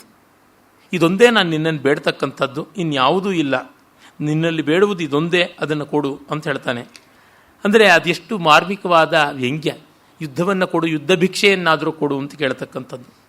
ಮತ್ತೆ ನ ಜಾನಾತಿ ಪುರಾವೀರ್ಯಂ ಮಮ ಯುದ್ಧೇ ಸ ರಾಘವ ಮಮ ಚಾಪಮಯೀಂ ವೀಣಾಂ ಶರಕೋಣೈ ಪ್ರವಾದಿತಾಂ ಜಾಶಬ್ದ ತುಮುಲಾಂ ಘೋರಾಂ ಆರ್ತಭೀತ ಮಹಾಸ್ವನಾಂ ನಾರಾಚ ತಲಸನ್ನಾದಾಂ ತಾಂ ಮಮಾಹಿತ ವಾಹಿನೀಂ ಅವಗಾಹ್ಯ ಮಹಾರಂಗಂ ವಾದಯಿಷ್ಯಾಮಿ ಅಹಂ ರಣೇ ಅಂತಕ್ಕಂಥ ಮಾತು ಇತ್ತ ಬರುತ್ತದೆ. ಅಂದರೆ ಇಷ್ಟು ರಾಮನ ಕ್ರೋಧ, ರಾಮನ ಆ ಒಂದು ತೀವ್ರತೆ ಇತ್ತು. ಅದಕ್ಕೆ ಪ್ರತಿಕ್ರಿಯೆಯಾಗಿ ರಾವಣ ಕೂಡ ಹೇಳ್ತಾನೆ. ಇಲ್ಲಿ ಶ್ಲೋಕಗಳು ಸ್ವಲ್ಪ ಪೂರ್ವಾಪರದ ವಿವರಣೆಗಳು ಇಲ್ಲದೆ ಕಲಿಸಿಕೊಂಡು ಹೋಗಿವೆಯಾದರೂ ಅಲ್ಲಿ ಒಂದು ಸ್ವಾರಸ್ಯ ಇದೆ. ಆ ಪದ್ಯವನ್ನು ಹೇಳ್ತಾ ಇದ್ದೀನಿ. ನಾನು ಬಿಲ್ಲೆಂಬ ವೀಣೆಯನ್ನು ಬಾಣ ಅನ್ನುವ ಕೋಣಗಳ ಮೂಲಕವಾಗಿ ನುಡಿಸಬಿಡ್ತೀನಿ ಅಂತಕ್ಕಂಥದ್ದು. ತುಂಬ ಚೆನ್ನಾಗಿರೋ ರೂಪಕ. ಕೋಣ ಅಂತಂದರೆ ಅದು ವೀಣಾವಾದನವನ್ನು ಮಾಡುವಾಗ ಬಳಸ್ತಾ ಇದ್ದಂಥ ಒಂದು ಪರಿಕರ. ವಿಚಿತ್ರ ವೀಣಾ ಅಂತ ಕರೀತಾರೆ, ಚಿತ್ರವೀಣಾ ಅಂತಲೂ ಹೇಳ್ತಾರೆ, ಗೋಟವಾದ್ಯ ಅಂತ ಹೇಳ್ತಾರೆ. ಆ ಗೋಟವಾದ್ಯದ ಗೋಟು ವಿಚಿತ್ರ ವೀಣಾದಲ್ಲಿ ನುಡಿಸ್ತಕ್ಕಂಥದ್ದು, ಅದನ್ನು ಕೋಣ ಅಂತ ಸಂಸ್ಕೃತದಲ್ಲಿ ಕರೀತಾರೆ. ಹಸ್ತೇನ ಸ್ತ್ರಸ್ತ ಕೋಣೇನ ಕೃತಂ ಆಕಾಶವಾದಿತಂ ಅಂತೆಲ್ಲ ಭಾಸ ತನ್ನ ಸ್ವಪ್ನ ನಾಟಕದಲ್ಲಿ ಬರೀತಾನೆ. ಆ ರೀತಿಯಾದದ್ದು ಕೋಣ ಅಂತ. ನೀವು ಬೇಲೂರಿನ ಮದನಿಕಾ ವಿಗ್ರಹಗಳಲ್ಲಿ ನೋಡಿದ್ರೆ DVGಯವರು ಧೃತನಾಗ ವೀಣೆ, ಈ ಗತಿರಮ್ಯಗಾನೆ, ಸ್ಮಿತವಿದ್ಯುತ್ ಉನ್ಮೇಷಣಿ ಅಂತ ಒಂದು ಹಾಡನ್ನು ಬರೆದಿದ್ದಾರೆ. ಅಲ್ಲಿ ನಾಗವೀಣಾಧಾರಣಿ ಅಂತ ಅಲ್ಲಿ ಕೋಣ ಇಟ್ಕೊಂಡು ನುಡಿಸ್ತಾ ಇದ್ದಾಳೆ. ಅಂದರೆ ತಂತಿಗಳ ಕೆಳಗೆ ಮೆಟ್ಟಲುಗಳಿರೋದಿಲ್ಲ, ಫ್ರೆಟ್ಸ್ ಅಂತೀವಲ್ಲ ಅವಿರೋದಿಲ್ಲ. ಆಗ ಇದನ್ನು ಯಾವುದು ಹವಾಯಿ ಗಿಟಾರ್ ಅಂತ ಹೇಳ್ತಾರೆ, ವಿಚಿತ್ರ ವೀಣಾ, ಚಿತ್ರವೀಣಾ ಆ ರೀತಿಯಾಗಿ ನುಡಿಸ್ತಕ್ಕಂಥದ್ದು. ಹಾಗೆ ಬಿಲ್ಲನ್ನೇ ಒಂದು ವೀಣೆಯಾಗಿ ಮಾಡಿಕೊಂಡು, ಬಾಣವನ್ನೇ ಕೋಣವಾಗಿ ಮಾಡಿಕೊಂಡು ನಾನು ನುಡಿಸ್ತೀನಿ ಆ ಒಂದು ರಣವಾದ್ಯವನ್ನು, ರಣಗೀತವನ್ನು. ನಾರಾಚ ತಲಸನ್ನಾದಾಂ ತಾಂ ಮಮಾಹಿತ ವಾಹಿನೀಂ ಅವಗಾಹ್ಯ ಮಹಾರಂಗಂ ವಾದಯಿಷ್ಯಾಮ್ಯಹಂ ರಣೆ. ಯುದ್ಧ ರಂಗದಲ್ಲಿ ನಾನು ಈ ರುದ್ರವೀಣೆಯನ್ನು ನುಡಿಸ್ತೀನಿ ಅಂತ ಹೇಳ್ತಾನೆ ಅಂತ. ಇದು ಮುಂದೆ ವ್ಯವಸ್ಥಿತವಾದ ರೀತಿಯಲ್ಲಿ ಈ ಸರ್ಗ ಬರುತ್ತದೆ. ಅದು ಯಾವುದೋ ಕಾರಣಕ್ಕೆ ಗೊತ್ತಿಲ್ಲ, ಇದರ ಸಂಪಾದಕರು ಅನುವಾದಕರು ಯಾರೂ ಇಲ್ಲಿ ಕಾಣಿಸ್ತಕ್ಕಂಥ ಒಂದು ಸ್ವಲ್ಪ ಪೂರ್ವಾಪರ ಅಸಮನ್ವಯವನ್ನು ಗಮನಿಸಿಲ್ಲ. ಮತ್ತೆ ಇಲ್ಲಿ ಮುಂದಿನ ಸರ್ಗದಲ್ಲಿ ಸಾರಣ ಪ್ರೇಷಣ ಅಂತ ಅಲ್ಲಿ ಕರೆಕ್ಟಾಗಿ ಬರ್ತದೆ. ರಾಮನ ಕಾರ್ಯದಲ್ಲಿದ್ದಾಗ ಹರಿರೂಪಧರೌ ವೀರೌ ಪ್ರವಿಷ್ಟೌ ವಾನರಂ ಬಲಂ. ಯಾರು ರಾಕ್ಷಸವು ಶುಕಸಾರಣವು, ಅವರಿಬ್ಬರು ವಾನರ ವೇಷದಲ್ಲಿ ರಾವಣನ ಆಜ್ಞೆಯಂತೆ ಬಂದಿದ್ದಾರೆ. ಈ ಸೈನ್ಯದ ಅಳತೆ ಎಂಥದ್ದು, ಬಲ ಎಂಥದ್ದು, ಆಯ ಎಂಥದ್ದು ಅನ್ನೋದನ್ನೆಲ್ಲ ತಿಳ್ಕೊಳ್ಳೋದಿಕ್ಕೆ ಅದನ್ನು ತತ್ಕ್ಷಣದಲ್ಲಿಯೇ ವಿಭೀಷಣ ಗುರುತಿಸಿ ಅವ್ರನ್ನ ಕಟ್ಟಿಕೊಂಡು ಬರ್ತಾನೆ. ತರಮಾಣೌ ಚ ತೀರ್ಣಂಚ ತರ್ತುಕಾಮಂಚ ಸರ್ವಶಃ ನಿವಿಷ್ಟಂ ನಿವಿಶಶ್ಚೈವ ಭೀಮನಾದಂ ಮಹಾಬಲಂ ತದ್ಬಲಾರ್ಣವ ಮಕ್ಷೋಭಂ ದದಶಾತೆ ನಿಶಾಚರು. ಏನೇನು ನೋಡ್ತಾ ಇದ್ರು ಅಂತಂದರೆ, ಅಲ್ಲಿ ನೋಡಿ ಮಹಾವಾನರ ಸೇನೆ ಕೋಟಿ ಕೋಟಿ ಅಂತ ಸಂಖ್ಯೆ. ವಾಲ್ಮೀಕಿಗಳು ಆ ಭಾವಕ್ಕೆ, ಆ ಅತಿಶಯಕ್ಕೆ ಕನ್ಸಿಸ್ಟೆನ್ಸಿ ಉಳಿಸ್ಕೊಂಡಿದ್ದಾನೆ. ಶತಯೋಜನ ವಿಸ್ತಾರವಾದ ಸೈನ್ಯ ಸೇತುವೆ, ಅದರ ಮೇಲೆ ಇನ್ನೂ ಬರ್ತಾನೆ ಇದ್ದಾರೆ. ಎಷ್ಟೋ ಜನ ವಾನರು ಈ ಕಡೆ ಬಂದಿದ್ದಾರೆ. ತರಮಾಣಂ ದಾಟ್ತಾ ಇರ್ತಕ್ಕಂಥವ್ರು ಕೆಲವರು, ತೀರ್ಣಂ ದಾಟದವರು ಕೆಲವರು, ತರ್ತುಕಾಮಂ ಇನ್ನು ದಾಟಕ್ಕೆ ಆರಂಭ ಮಾಡಬೇಕು ಅನ್ನೋದು.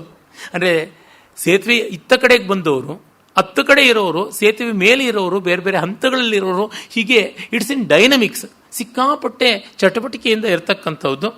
ಮತ್ತು ಇನ್ನು ಕೆಲವರು ಅಲ್ಲಿ ಬಿಡಾರವನ್ನು ಹೂಡ್ತಾ ಇರತಕ್ಕಂಥ ನಿವಿಷ್ಟಂ ಅಂದರೆ ಸೇನಾ ನಿವೇಶ ಮಾಡಿದ್ದಾರೆ. They have settled.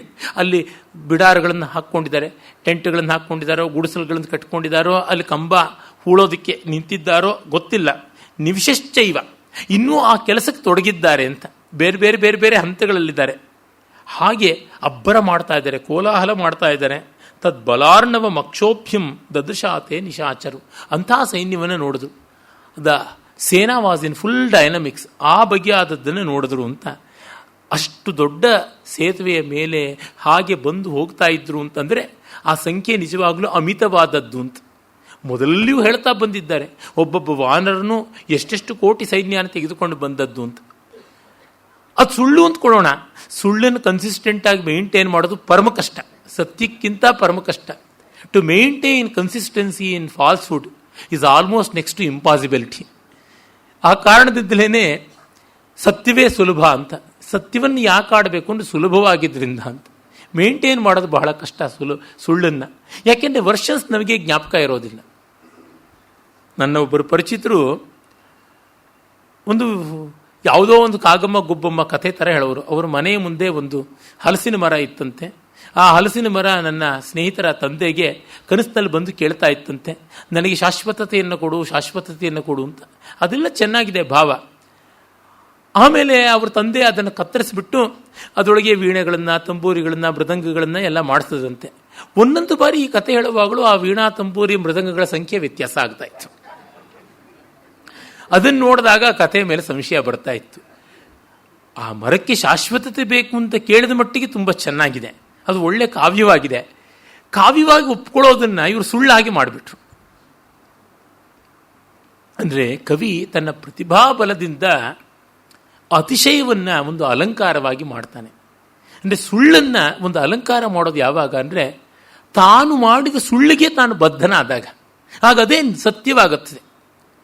ಒಬ್ಬ ಕಳ್ಳ ಸನ್ಯಾಸಿ ಆಗಿಬಿಟ್ಟ, ಆಮೇಲೆ ಅವನು ಸನ್ಯಾಸಿ ಆಗೇ ಇದ್ದುಬಿಟ್ಟ, ಆಗ ಅವನು ಸನ್ಯಾಸಿ ಆಗಿಬಿಟ್ಟ. ಅಂದರೆ ಒಂದು ಮಾಡಿಕೊಂಡ ತಮ್ಮ ಚೌಕಟ್ಟನ್ನು ತಾವು ಮೀರದೇ ಇದ್ದಾಗ ಅದು ನಿಜವಾದದ್ದೇ ಆಗಿಬಿಡುತ್ತದೆ. ಅಂದರೆ ಸತ್ಯಕ್ಕೆ, ಸುಳ್ಳಿಗೆ, ಕಾವ್ಯಕ್ಕೆ ಯಾವ ವ್ಯತ್ಯಾಸ ಅಂತ ಅನ್ನೋದು ಗೊತ್ತಾಗುತ್ತದೆ. ಎಷ್ಟೋ ಬಾರಿ ನಾವು ನಮ್ಮ ಯೋಗ್ಯತೆಗಳನ್ನು ಇಳಿಸಿಕೊಂಡು ಬಿಡುವುದಾಗುತ್ತದೆ ಆ ತರಹ ನೋಡಿದಾಗ. ಇಲ್ಲಿ ವಾಲ್ಮೀಕಿ ಮಹರ್ಷಿಗಳು ಅದೆಷ್ಟು ಚೆನ್ನಾಗಿ ಆ ಭಾವವನ್ನು ಉಳಿಸಿಕೊಂಡಿದ್ದಾರೆ. ಅಂದರೆ ಅವರ ಭಾವಸತ್ಯ ಎಷ್ಟು ದೃಢವಾಗಿ ನಿಂತಿರಬೇಕು ಅಂತ ಗೊತ್ತಾಗುತ್ತದೆ. ಆಗ ವಿಭೀಷಣ ಅವರನ್ನು ಗುರುತಿಸ್ತಾನೆ. ಇಲ್ಲಿ ವಿಭೀಷಣ ಗುರುತಿಸ್ತಾ ಅನ್ನೋದಕ್ಕೂ ಸ್ವಾರಸ್ಯ ಚೆನ್ನಾಗಿದೆ. ಯಾಕೆಂದರೆ ಅಹಿರೇವ ವಿಜಾನಾತಿ ಅಹೀನಾಂ ಪದಚಿಹ್ನಿತಂ ಅಂತ. ಹಾವಿನ ಹೆಜ್ಜೆ ಹಾವಿಗೆ ಗೊತ್ತು, ಮೀನಿನ ಹೆಜ್ಜೆ ಮೀನಿಗೆ ಗೊತ್ತು. ರಾಕ್ಷಸ ವಾಸನೆ ವಿಭೀಷಣನಿಗೆ ಚೆನ್ನಾಗಿ ಗೊತ್ತಾಗುತ್ತದೆ. ಜೊತೆಗೆ ಇಂಥದ್ದು ನಡೆಯುತ್ತೆ ಅಂತ ಅವನು ಚೆನ್ನಾಗಿ ಊಹೆ ಮಾಡಿದ್ದ. ಅದು ಅಲ್ಲದೆ has to prove his relevance and honesty, ಅದು ಉಂಟು. ಅಸಾಮಾನ್ಯವಾಗಿ ತನ್ನನ್ನು ತಾನು ಸ್ಥಾಪನೆ ಮಾಡಿಕೊಂಡ. ಇದು ನಾವು ಕಾಣಬೇಕಾದದ್ದು. ಆಮೇಲೆ ಆಚಚಕ್ಷೇತ ರಾಮಾಯ ಗೃಹೀತ್ವ ಶುಕಸಾರಣವು ತಸ್ಯೇಮೋ ರಾಕ್ಷಸೇಂದ್ರಸ್ಯ ಮಂತ್ರಿಣೋ ಶುಕಸಾರಣವು ಅಂತ ಅವನು ಹೇಳ್ತಾನೆ. ಆಗ ಅವರು ದಮ್ಮಯ್ಯ ಗುಡ್ಡೆ ಹಾಕಿ ಕೈ ಮುಗೀತಾರೆ. ಕೃತಾಂಜಲಿ ಪುಟೋ ಭೀತೌ ವಚನಂ ಛೇದ ಮೂಚತವು ಆವಾಮಿ ಹಾಗತೌ ಸೌಮ್ಯ ರಾವಣ ಪ್ರಹಿತಾವುಭೌ. ಹೌದು ಸ್ವಾಮಿ, ರಾವಣ ಕಳಿಸಿಕೊಟ್ಟ. ಹಾಗಾಗಿ ನಾವು ಬಂದ್ವಿ. ಪರಿಜ್ಞಾತುಂ ಬಲಂ ಕೃತ್ಸ್ನಂ ತವೇದಂ ರಘುನಂದನ. ನಿನ್ನ ಸೇನಾ ಬಲವನ್ನು ತಿಳ್ಕೊಳ್ಬೇಕು ಅಂತ ಬಂದಿದ್ದೀವಿ. ನೇರವಾಗಿ ಹೇಳಿಬಿಡ್ತಾರೆ. ಇಲ್ಲಿ ನೋಡಿ, ಹನುಮಂತ ದೂತನಾಗಿ ಬಂದಿದ್ದಾನೆ. ಮೊದಲಿಗೆ ಅಶೋಕವನ್ನು ಧ್ವಂಸ ಮಾಡ್ತಲೇ ದಾಸೋಹಂ ಕೌಸಲೇಂದ್ರಸ್ಯ ಅಂತಲೇ ಶುರು ಮಾಡಿಕೊಂಡ. ಅಂದರೆ ಅವನು ಹೆಡೆಮುರಿ ಕಟ್ಟಿ ಸೆರೆವಾಗಿ ಇಂದ್ರಜಿತ್ತಿನ ಕೈಯಲ್ಲಿ ಸಿಕ್ಕಾಕೊಂಡ ಮೇಲೆ ತನ್ನ ಐಡೆಂಟಿಟಿಯನ್ನು ರಿವೀಲ್ ಮಾಡಿದ್ದಲ್ಲ, ಮೊದಲೇ ಮಾಡಿದ್ದಾನೆ. ಅಂದರೆ ಕಳ್ಳ ಸಿಕ್ಕ ಮೇಲೆ ಸತ್ಯ ಹೇಳದ ಅನ್ನೋ ಥರ ಆರೋಪ ಮಾಡೋಕ್ಕಾಗೋಲ್ಲ, ಮೊದಲೇ ಹೇಳಿದ್ದಾನೆ. ಈ ಕಾರಣದಿಂದ ಹನುಮಂತನ ದೂತತ್ವ ದೌತ್ಯ ಸಿದ್ಧವಾಯಿತು. ಆದರೆ ಇವರು ಸಿಕ್ಕಾಕೊಂಡ ಮೇಲೆ ಹೇಳಿದ್ರು. ಹಾಗಾಗಿ ಇವರು ದೂತರಲ್ಲ, ಇವರು ಪ್ರಣಿಧಿಗಳು, ಸ್ಪಶರು, ಇವರು ಚಾರರು. Hanuman is an ambassador, is a diplomat. Well these people they have no diplomacy, not even decency, they are spies. ಹಾಗಾಗಿ they have to be killed, ಕೊಲ್ಲಲೇಬೇಕಾದದ್ದು. ಆದರೆ ದೂತನ ಬಾಲಿಗೆ ಬೆಂಕಿ ಇಡಬೇಕು ಅಂತ ಹೊರಟವನು ರಾವಣ, ಆ ದುರ್ಬುದ್ಧಿ. ಇವನು ಪ್ರಣಿಧಿಗಳನ್ನು ಕೂಡ ಕನಿಕರಿಸಿ ಅವರಿಗೆ ದೇಹವ್ಯಂಗ್ಯ ಅಂಗೋಪಾಂಗ ಛೇದಾದಿಗಳನ್ನು ಮಾಡದೆ ಕಳಿಸಿಕೊಡ್ತಾನೆ. ಇದು ರಾಮನ ಔದಾರ್ಯ ಮತ್ತು ಆತ್ಮವಿಶ್ವಾಸ. ಅಬ್ರವೀತ್ ಪ್ರಹಸನ್ ವಾಕ್ಯಂ ಸರ್ವಭೂತ ಹಿತೇರತಃ. ರಾಮ ನೋಡಿ ನಗನಗ್ತಾ ಗೊಳ್ಳಂತ ನಕ್ಕನಂತೆ. ಯದಿ ದೃಷ್ಟಂ ಬಲಂ ಕೃತ್ಸನಂ ವಯಂ ವಾ ಸುಪರೀಕ್ಷಿತಾ. ಏನಪ್ಪ, ಎಲ್ಲ ಚೆನ್ನಾಗಿ ನೋಡಿದ್ರ, ನಮ್ಮನ್ನು ಚೆನ್ನಾಗಿ ಪರೀಕ್ಷೆ ಮಾಡಿಕೊಂಡ್ರ. ಅದರೊಳಗೆ ಸಲಿಗೆ, ವಿನೋದ, ವಿಡಂಬನೆ, ವ್ಯಂಗ್ಯ ಎಲ್ಲ ಇದೆ. This is how he tries to demoralise his enemies. ಅವನು ಬುದ್ಧಿ ಕೆಡಿಸ್ಬಿಡ್ಬೇಕು ಅವ್ರನ್ನ ಅನ್ನುವಂಥ ರೀತಿಯಲ್ಲಿ ಆ ಔದಾರ್ಯದಿಂದಲೇ ಸತ್ತೋಗ್ಬಿಡ್ಬೇಕು. ಯಥೋಕ್ತಂ ವಾ ಕೃತಂ ಕಾರ್ಯಂ ಛಂದತಃ ಪ್ರತಿಗಮ್ಯತಾಂ. ಆ ಮಾತಿನ ಕ್ರಮವೇ ಚೆನ್ನಾಗಿದೆ. ಯಥೋಕ್ತಂ ವಾ ಕೃತಂ ಕಾರ್ಯಂ, ಏನು ರಾವಣನ ಹತ್ರ ಹೇಳ್ಕೊಂಡು ಬಂದ್ರಲ್ಲ ಆ ಕೆಲಸ ಆಯ್ತಾ, ಇದ್ರೆ ಛಂದತಃ ಪ್ರತಿಗಮ್ಯತಾಂ, ನೀವು ಇಷ್ಟಾನುಸಾರ ಹೋಗಿ, ಛಂದತಃ ನಿಮಗೆ ಬಯಸಿದಂತೆ, ಆ್ಯಸ್ ಯು ವಿಶ್, ಆ ರೀತಿಯಾಗಿ, ಆ್ಯಸ್ ಯು ಲೈಕ್ ಇಟ್ ಅಂತ. ಯಥೋಕ್ತಂ ವಾ ಕೃತಂ ಕಾರ್ಯಂ ಛಂದತಃ ಪ್ರತಿಗಮ್ಯತಾಂ ಅಥ ಕಿಂಚಿತ್ ಅದೃಷ್ಟಂ ವಾ ಭೂಯತ್ತದ್ರಷ್ಟುಮರ್ಹತ. ಅಕಸ್ಮಾತ್ ಏನಾದರೂ ಅಲ್ಲಿ ಇಲ್ಲಿ ನೋಡೋದು ಬಿಟ್ಟಿದೆ, ಮತ್ತೊಮ್ಮೆ ನೋಡಿ. ಯಾಕೆಂದರೆ ಕದ್ದು ಮುಚ್ಚಿ ನೋಡೋವಾಗ ತೃಪ್ತಿ ಇರೋದಿಲ್ಲ. ಧಾರಾಳವಾಗಿ ನಿಶಂಕಿಯಾಗಿ ನೋಡಿ. ನಿಮಗೆ ಬೇಕಾದ್ರೆ ಗೈಡೆಡ್ ಟೂರ್ ನಾವು ಮಾಡ್ತೀನಿ. ವಿಭೀಷಣೋಬಾ ಕಾರ್ತ್ಸ್ನೇನ ಭೂಯ ಸಂದರ್ಶಯಿಷ್ಯತಿ. ಚೆನ್ನಾಗಿ ಆಮೂಲ ಚೂಲ ವಿಭೀಷಣನೇ ನಿಮಗೆ ತೋರಿಸ್ತಾನೆ. ಹೇಗೂ ನಿಮಗೆ ಭಾಷೆ ತೊಂದರೆ ಇದ್ದರೆ ರಾಕ್ಷಸ ಭಾಷೆಯಲ್ಲೇ ವಿಭೀಷಣ ಮಾತಾಡ್ತಾನೆ. ಹಾಗಾಗಿ ಅದು ಏನೂ ಸಮಸ್ಯೆ ಇಲ್ಲ, no problem of language, it's people friendly. ಹಾಗಾಗಿ ಆರಾಮಕ್ಕೆ ನೋಡಿಕೊಂಡು ಬನ್ನಿ. ನಚೇದಂ ಗ್ರಹಣಂ ಪ್ರಾಪ್ಯ ಭೇತವ್ಯಂ ಜೀವಿತಂ ಪ್ರತಿ. ಸಿಕ್ಕಾಕೊಂಡು ಬಿಟ್ರಿ ಅಂತ ಹೇಳಿ ನಮ್ಮ ಪ್ರಾಣಕ್ಕೇನು ಅಂತ ಆ ರೀತಿಯಾಗಿ ಯೋಚನೆ ಮಾಡಬೇಡಿ ಅಂತ ಹೇಳ್ತಾನೆ. ನ್ಯಸ್ತ ಶಸ್ತ್ರವು ಗೃಹೀತವು ವಾ ನದೂತವು ವಧಮರ್ಹತಃ. ಆಯುಧ ಇಲ್ಲದೆ ಇದ್ದವರು, ಸಿಕ್ಕಾಕೊಂಡವರು, ದೂತರು, ಇವರು ಯಾರನ್ನೂ ಕೊಲ್ಲಬಾರದು. ಪ್ರಚ್ಛನ್ನೌಚ ವಿಮುಂಚೈತಾಂ ಚೈತೌ ಚಾರೋ ರಾಪ್ತಿಂಚರಾವುಭೌ. ಬಿಡಿಸ್ಬಿಡಿ ಅಂಥೇಳಿ ಶತ್ರುಪಕ್ಷಸ್ಯ ಸತತಂ ವಿಭೀಷಣ ವಿಕರ್ಷಣಂ ಪ್ರವಿಶ್ಯ ನಗರೀಂ ಲಂಕಾಂ ಭವದ್ಭ್ಯಾಂ ಧನದಾನುಜ ವಕ್ತವ್ಯೋ ರಕ್ಷಸಾಂ ರಾಜ ಯಥೋಕ್ತಂ ವಚನಮ್ಮ. ನನಗಿಷ್ಟೇ ಬೇಕಾದದ್ದು, ನೀವು ಹೋಗಿ ನಿಮ್ಮ ರಾಜನ ಹತ್ರ ಇಂತಿಂಥದ್ದು ಹೇಳಿ, ಯದ್ಬಲಂಚ ಸಮಾಶ್ರಿತ್ಯ ಸೀತಾಮ್ಯೆ ಹೃತವಾನಸಿ ತದ್ದರ್ಶೈ ಯಥಾ ಕಾಮಂ ಸಸೈನ್ಯ ಸಹ ಬಾಂಧವ ಶ್ವಕ್ಕಲ್ಯೇ ನಗರೀಂ ಲಂಕಾಂ ಸಪ್ರಾಕಾರಂ ಸತೋರಣಾಂ ರಕ್ಷಸಾಂಚ ಬಲಂ ಪಶ್ಯ ಶರೈರ್ವಿಧ್ವಂಸಿತಂ ಮಯ ಕ್ರೋಧಂ ಭೀಮಮಹಂ ಮೋಕ್ಷ್ಯೆ ಸಸೈನ್ಯೇ ತ್ವಯಿ ರಾವಣ ಶ್ವಕ್ಕಲ್ಯೇ ವಜ್ರವಾನ್ ವಜ್ರಂ ದಾನವೇಶ್ವಿವ ವಾಸವಃ. ನೋಡಯ್ಯ, ಯಾವ ಬಲವನ್ನು ನೆಚ್ಚಿಕೊಂಡು ನೀನು ಸೀತೆಯನ್ನು ಅಪಹರಿಸಿದೆಯೋ ಆ ಎಲ್ಲ ಬಲನೂ ಪೆರೇಡ್ ಮಾಡು, ತೋರಿಸು ಅಂತ. ಇದು ಅಲ್ವಾ ಇರತಕ್ಕಂಥದ್ದು. ಕೇಳುವ ಮಾತಿನಲ್ಲಿ ಏನು ಓಜಸ್ಸು, ವೀರರಸ ಅಂದರೆ ಇಲ್ಲಿ ಹೀಗೆ ತೋರುತ್ತದೆ. ಉತ್ಸಾಹ, ಆತ್ಮಬಲ, ಶಕ್ತಿ, ವಿಶ್ವಾಸ ಹೇಗೆ ತೋರ್ತಾ ಇದೆ. ಮನಸೋ ಇಚ್ಛೆಯಾಗಿ ನೀನು ಏನೇನಿಟ್ಟುಕೊಂಡಿದ್ದೀಯ, ಪುತ್ರ ಮಿತ್ರ ಪರಿವಾರ ಸಮೇತವಾಗಿ ಬಾ, ಸಕಲಾಯುಧ ಸಮಾಕ್ರಾಂತನಾಗಿ ಬಾ, ನಿನ್ನ ಊರನ್ನು ನಾಳೆ ಮುತ್ತತೀವಿ ಹೇಳಿ ಮಾಡ್ತಕ್ಕಂಥದ್ದು. ಇದೆಲ್ಲ ಈಗಲೂ ಕೂಡ ನಮ್ಮ ಚಲನಚಿತ್ರಗಳಲ್ಲಿ ನಾಯಕೋತ್ಕರ್ಷಕ್ಕಾಗಿಂತ ಡೈಲಾಗ್ಸ್ ಬಳಸ್ತಾರೆ. ಇದಕ್ಕಿಂತ ಮುಂದೆ ಒಂದು ಅಂಗುಲವೂ ಹೋಗಿಲ್ಲ. ನಮ್ಮ ಹೀರೋಯಿಸಮ್ನ ಎಲ್ಲ ಡೈಮೆನ್ಷನ್ಸು ವಾಲ್ಮೀಕಿ ಎಕ್ಸಾಸ್ಟ್ ಮಾಡಿಬಿಟ್ಟಿದ್ದಾರೆ. ಇನ್ನು ಮಿಕ್ಕಿದ್ದೆಲ್ಲ ಕೂಡ ವ್ಯಾಸೋಚ್ಚಿಷ್ಟಂ ಜಗತ್ ಸರ್ವಂ ಅನ್ನುವಂತೆ ವಾಲ್ಮೀಕಿ ಉಚ್ಚಿಷ್ಟ. ಅದೇ ರೀತಿಯಾಗಿ ಆದಿಕವಿ ಈ ಮಟ್ಟಕ್ಕೆ ಮಾಡುವುದು ಅಂದರೆ ಅದು ಒಂದು ಸಾಕಲ್ವ. ಕಮರ್ಷಿಯಲ್ ಸಿನಿಮಾದವರು ಇಂದಿಗೂ ಇದನ್ನು ಗಮನಿಸಿಕೊಂಡಿದ್ದಾರೆ. ಇವೆಲ್ಲ ಹವ್ಯಾಸಿ ರಂಗಭೂಮಿ ಮಂಗಭೂಮಿ ಅಂತೆಲ್ಲ ಮಾಡಿಕೊಂಡಿದ್ದಾರಲ್ಲ, ಈ ಬುದ್ಧಿಜೀವಿಗಳ ದುರ್ಬುದ್ಧಿ ಜೀವಿಗಳದು ಎಲ್ಲ ರಂಗಭೂಮಿ ಅಂತ ಮತ್ತೊಂದು, ಅದರೊಳಗೆ ಒಂದೂ ಇಲ್ಲ. ಅದಕ್ಕೆ ಜನರು ಅದನ್ನು ಮೂಸೋಲ್ಲ, ಎಲ್ಲಿಡಬೇಕೋ ಅಲ್ಲಿಟ್ಟಿದ್ದಾರೆ. ಪೊರಕೆಯನ್ನು ಬಳಸೋದು ಕೂಡ ಪೊರಕೆ ಸೌದೋಗುತ್ತೆ, ವೇಸ್ಟ್ ಅಂತ ಹಾಗೇನೆ ಮೊರದಿಂದಲೇ ಗುಡಿಸಿ ತಿಪ್ಪೆಗೆಸ್ತಿದ್ದಾರೆ. ಕೆಲವು ಕಸನ ಪೊರಕೆಯಿಂದಲೂ ಮುಟ್ಟಕ್ಕಾಗೋದಿಲ್ಲ, ಅಂಥದ್ದನ್ನು ಪೇಪರಲ್ಲಿ ತೆಗೆದುಕೊಂಡು ಆ ಪೇಪರನ್ನು ಸಮೇತ ತಿಪ್ಪೆಗೆ ಹಾಕ್ತೀವಲ್ಲ, ಆ ರೀತಿಯಾದಂಥ ಕಸ ಇವುಗಳು. ಅಲ್ಲಿ ಯಾವುದೂ ರಸಕ್ಕೆ ಭಾವಕ್ಕೆ ಪ್ರಾಮಾಣ್ಯವಿಲ್ಲ, ಪ್ರೀತಿ ಇಲ್ಲ. ಆದಿಕವಿಯ ಈ ಭಾವಗಳನ್ನು, ಭರತ ಮಹರ್ಷಿಯ ನಾಟ್ಯಶಾಸ್ತ್ರದ ತತ್ವಗಳನ್ನು ಕಮರ್ಷಿಯಲ್ ಸಿನಿಮಾ ಎಷ್ಟೋ ಕಡೆ ಬಳಸಿಕೊಂಡಿದೆ. ಆ ಮಟ್ಟದ ಅಜ್ಞಾತವಾಗಿಯೂ ಅವ್ರು ಮಾಡಿಕೊಂಡಿದ್ದಾರೆ. ಅವರೆಲ್ಲ ಭರತನ್ನೇನು ಓದ್ದವರೆಲ್ಲ, ಅಭಿನವ್ ಗುಪ್ತಂದೇನು ಪಾಠ ಆಗಿಲ್ಲ ಅವರಿಗೆ. ಯಾಕೆ ಅಂದರೆ ಈ ಶಾಸ್ತ್ರಗಳು ವಸ್ತುತಂತ್ರ. ಯಾರೋ ಹೋಗಿ ಚಂದ್ರಶೇಖರ ಭಾರತಿ ಸ್ವಾಮಿಗಳ ಹತ್ರ ಕೇಳಿದ್ರಂತೆ, ನಮ್ಮ ಜೀವನದಲ್ಲಿ ಜೀವನ್ಮುಕ್ತರು ಅಂತಕ್ಕಂಥವರು ಹಲವರನ್ನು ನೋಡಿದ್ದೀವಿ. ಒಬ್ಬರು ಶ್ರೀವೈಷ್ಣವ ಸಾಧುಗಳೊಬ್ಬರು, ಸಜ್ಜನರೊಬ್ಬರು, ಮತ್ತೊಬ್ಬರು ಈಡಿಗರ ಕುಲದಲ್ಲಿ ಹುಟ್ಟಿದಂಥವರು, ಇನ್ನೊಬ್ಬರು ಕ್ರಿಶ್ಚಿಯನ್ ಫಾದರ್ ಆಗಿದ್ದವರು, ಮತ್ತೊಬ್ಬರು ಯಾರೋ ಸೂಫಿ ಯತಿ, ಇನ್ನೊಬ್ಬರು ನೀವೇ ಶೃಂಗೇರಿಯಲ್ಲಿ ವಿರಾಜಮಾನರಾದಂಥ ಅದ್ವೈತ ಪೀಠದ ಯತಿಗಳು. ಇವರು ಇಷ್ಟು ಜನ ಅನುಭವ ಒಂದೇ ಅಂತ ಗೊತ್ತಾಗ್ತಾ ಇದೆ. ಇದು ಶಾಂಕರ ಅನುಭವ ಅಂತ ಏನು ಹೇಳ್ತಾ ಇದ್ದಾರೆ, ಜೀವನ್ಮುಕ್ತನ ಅನುಭವ ಅಂತ ಶಂಕರಾಚಾರ್ಯರು ಶಾಸ್ತ್ರದಲ್ಲಿ ಅದಾಗಿದೆಯಲ್ಲ. ಏನು ಅಂದರೆ ವೆಧವಾ ಅದ್ವೈತಂ ಶಂಕರ ಮಠಂ ಸೊತ್ತೇ ಮೆರಾ ಅಂತಂದ್ರಂತೆ ಅವರು. ಅಯ್ಯೋ, ಪೆದ್ದ ಮುಂಡೆದೆ, ಅದ್ವೈತ ಶಂಕರ ಪೀಠದ ಸೊತ್ತೆ. ಆಚಾರ್ಯರು ಭಾಷ್ಯ ಬರೆಯೋಕ್ಕೆ ಮುಂಚೆಯೂ ಇತ್ತು, ಆಮೇಲೂ ಇರುತ್ತೆ, ಅದು ಇಲ್ಲದೇ ಇದ್ದ ಜಾಗ ಇಲ್ಲ ಅಂತ. ಹೀಗಾಗಿ ವಸ್ತುತಂತ್ರವಾದ ಕಾರಣ ಅದಕ್ಕೆ ಯಾವುದೇ ಚ್ಯುತಿ ಇಲ್ಲ. ಎಲ್ಲಿಯೂ ಯಾರೂ ಅದನ್ನು ಸಂವೇದನಶೀಲರಾಗಿದ್ದಲ್ಲಿ ಜ್ಞಾನೋದಯ ಮಾಡ್ಕೋಬಹುದು. ಒಂದು ಏನಂದರೆ, ಮೊದಲಿಗೆ ಯಾರಿದನ್ನು ಜ್ಞಾನೋದಯ ಮಾಡಿಕೊಂಡ್ರು ಅದನ್ನು ವ್ಯವಸ್ಥಿತವಾಗಿ ದಾಖಲೆ ಮಾಡಿದ ಕ್ರಮ ಮತ್ತು ಜೀವತ್ ಪರಂಪರೆ ನಮ್ಮಲ್ಲಿದೆ. ಭಾರತದ ವಿಶೇಷ ಇದ್ದರೆ ಇಷ್ಟೇ. ಅದು ಪ್ರತಿಯೊಂದು ಕ್ಷೇತ್ರದಲ್ಲಿಯೂ ಆಯಾ ದೇಶಗಳಲ್ಲಿ ಉಂಟು. ಈಗ ನ್ಯೂಟನ್ ಮೊದಲಾದವರಿಂದ ಪ್ರವರ್ತಿತವಾದಂಥ ಯಾವ ಆಧುನಿಕ ಭೌತಶಾಸ್ತ್ರ ಇದೆ, ಅದರ ಜೀವತ್ ಪರಂಪರೆ ಅವರು ಕಾಪಾಡಿಕೊಂಡ್ರು.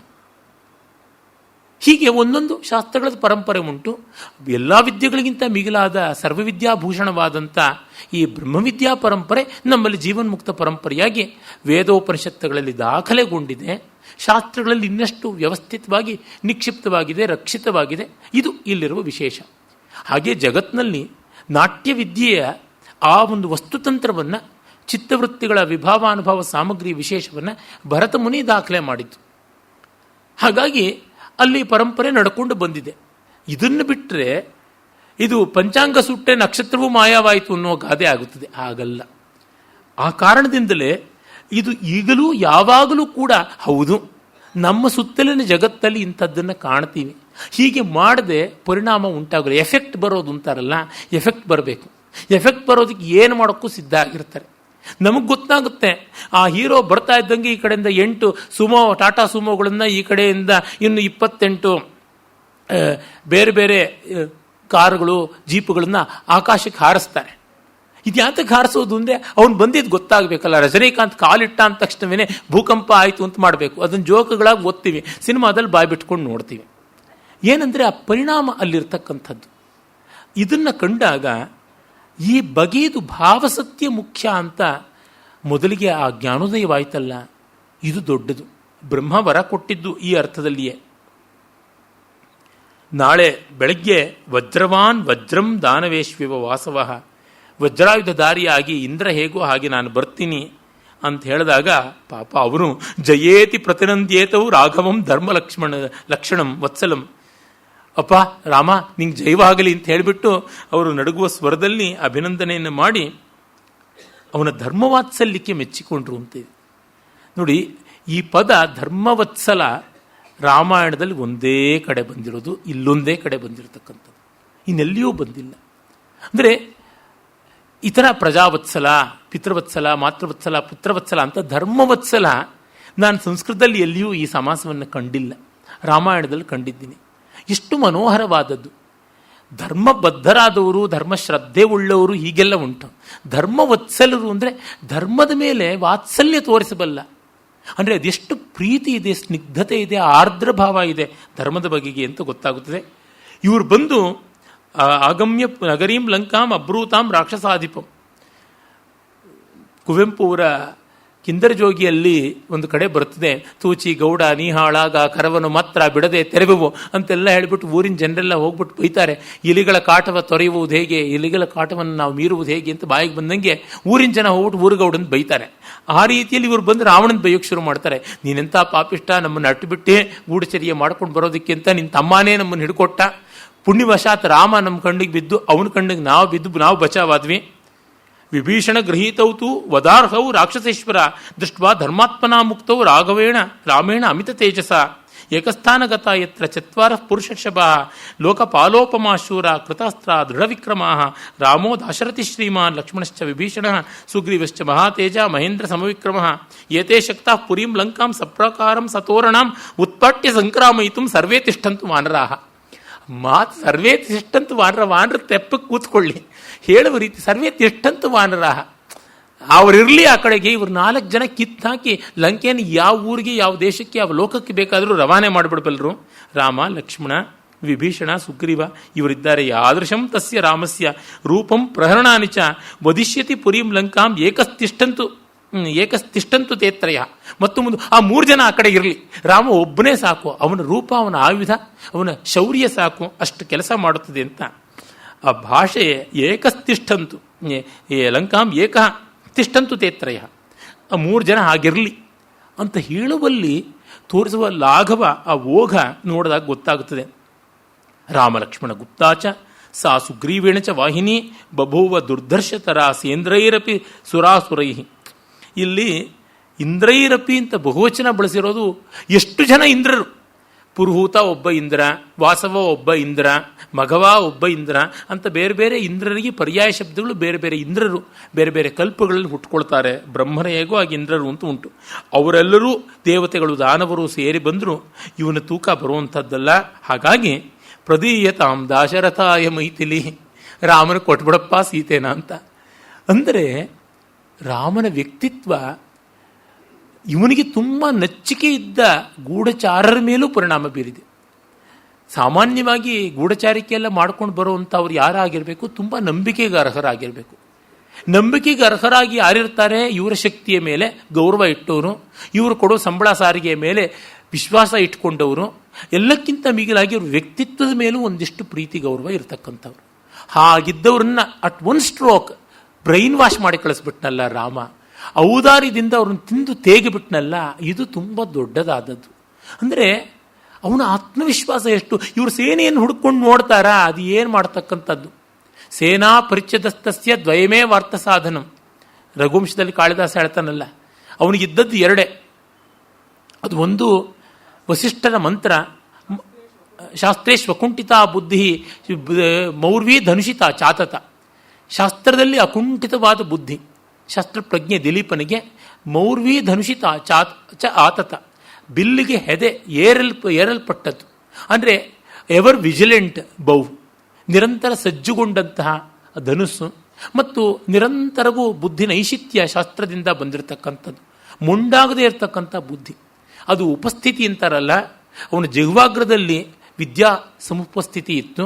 ಅದೇ ಥರ ಅಂಗುಲ್ಯಗ್ರದಲ್ಲಿ ಧನುರ್ಬಾಣಗಳು ಉಪಸ್ಥಿತಿಯಲ್ಲಿದ್ದವು. ಅದು ಬಿಟ್ಟರೆ ಅವನಿಗಿನ್ನ ಸೇನಾ ಪರಿಚ್ಛದ, ಸೇನೆ ಏನಿದ್ರೂ ರೆಕ್ಕೆ ಪುಕ್ಕ ಅಲಂಕಾರ ಅಷ್ಟೇ, ಅದಕ್ಕಿನ್ನೇನೂ ಇಲ್ಲ, ಕೇವಲ ಅಲಂಕಾರ ಮಾತ್ರ ಆಗಿತ್ತು ಅಂತ. ಮುಂದೆ ರಘುವಂಶದಲ್ಲೇನೆ ಅವನು ಕಾಳಿದಾಸ ಹೇಳ್ತಾನೆ, ಶತ್ರುಘ್ನನ ಹಿಂದೆ ಸೇನೆ ಹೋದದ್ದು ಒಂದು ಅಧ್ಯಯನ ಅನ್ನುವ ಧಾತೆಗೆ ಉಪಸರ್ಗ ಇದ್ದಂತೆ ಇತ್ತು ಅಂತ ಹೇಳ್ಬಿಟ್ಟಂತಾನೆ. ಅದು ಒಂದು ವ್ಯಾಕರಣ ಚಮತ್ಕಾರದ ಮೂಲಕ ಮಾಡಿರ್ತಕ್ಕಂಥ ಹೋಲಿಕೆ. ಅಲ್ಲಿ ಕಾಣುವ ಸ್ವಾರಸ್ಯ ಏನೆಂದರೆ, ಇವರು ತಾವೇ ಒಂದು ಸೈನ್ಯವಾದವರು, ಮಿಕ್ಕದ್ದೆಲ್ಲ ಇವರಿಗೇನೂ ಬೇಕಿಲ್ಲ, ನೆಪ ಮಾತ್ರ. ಕುವೆಂಪು ಬರೀತಾರಲ್ಲ, ಕಥೆತಾಂ ನಿಮಿತ್ತ ಮಾತ್ರಂ ಆತ್ಮಕ್ಕೆ ಶರೀರದೋಲಂತೆ ಅಂತ. ರಾಮನಿಗೆ ಆ ವಿಶ್ವಾಸ ಇತ್ತು. ಅಂದರೆ ವಾನರ ಸೇನೆ ಬೇಕು ಅನ್ನೋದಕ್ಕೆ ಬೇಕು, ಬೇರೆಯವ್ರನ್ನ ಸೇನೆ ಸಮೇತ ಬಂದಿದ್ದಾನೆ ಅನ್ನೋದಕ್ಕೆ, ಸೀತೆಗೊಂದು ಧೈರ್ಯ ಆಗೋದಕ್ಕೆ ಅಂತ ಬೇಕಾದ್ರೂ ಅಂದುಕೊಳ್ಳಿ. ಈಗ ಸೀತೆಗೂ ರಾಮನ ಮೇಲೆ ಅಪಾರವಾದ ವಿಶ್ವಾಸ ಇತ್ತು, ಲೋಕಪ್ರೀತಿಗಾಗಿ ಮಾಡಿದನು. ವಾನರರಿಗೆ ಈ ಮಹಾಯುದ್ಧದ ಗೆಲುವೆಂಬ ಒಂದು ಹೆಮ್ಮೆಯನ್ನು, ಗೌರವವನ್ನು ಕೊಡೋಕ್ಕೆ ಮಾಡ್ದ ಅಂತ ಅನಿಸುತ್ತೆ.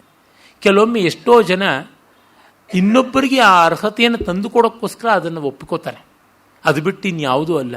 ಕೃಷ್ಣ ಅರ್ಜುನನಿಗೆ ಸಾರಥ್ಯ ಮಾಡಿದಂಥ ರೀತಿಯಲ್ಲಿ ಅದನ್ನು ಇಷ್ಟು ಚೆನ್ನಾದ ಸಂವಿಧಾನಕದಲ್ಲಿ ಮಾಡೋದು ಬಹಳ ಸ್ವಾರಸ್ಯ. ರಾಮಪರಾಕ್ರಮಿ ಅಸಹಾಯ ವಿಕ್ರಮ ಅಂತ ಹೇಳೋದು ಅದು ಬೇರೆ, ಈ ರೀತಿಯಲ್ಲಿ ಮಾಡೋದು ಇದೆಯಲ್ಲ. ಸೇನೆಯನ್ನು ನೋಡ್ಕೋತೀರಾ, ಎಷ್ಟು ಜನ ಇದ್ದಾರೆ, ಅತಿರಥರು, ಮಹಾರಥರು, ಅರ್ಧರಥರು, ರಥರು ಅಂತೆಲ್ಲ ಇದ್ದಾರೆ, ಏನೇನು ಆಯುಧ ಇಟ್ಟುಕೊಂಡಿದ್ದಾರೆ, ಏನೇನು ತಂತ್ರ, ಅಷ್ಟು ನಿಮ್ಮ ಮುಂದೆ ಇಟ್ಬಿಡ್ತೀನಿ ನೋಡಿ. ಆದರೂ ಇಷ್ಟೇ, ನೀವೇನು ಕಿಸಿಯೋಕ್ಕಾಗೋಲ್ಲ ಅಂತ ಮಾಡುವುದು ತುಂಬ ದೊಡ್ಡದಾದ ಬಲ. ಈ ಕ್ರಮ ಕಾವ್ಯ ರಚನಾ ಕ್ರಮದಲ್ಲೇ ತುಂಬ ಚೆನ್ನ.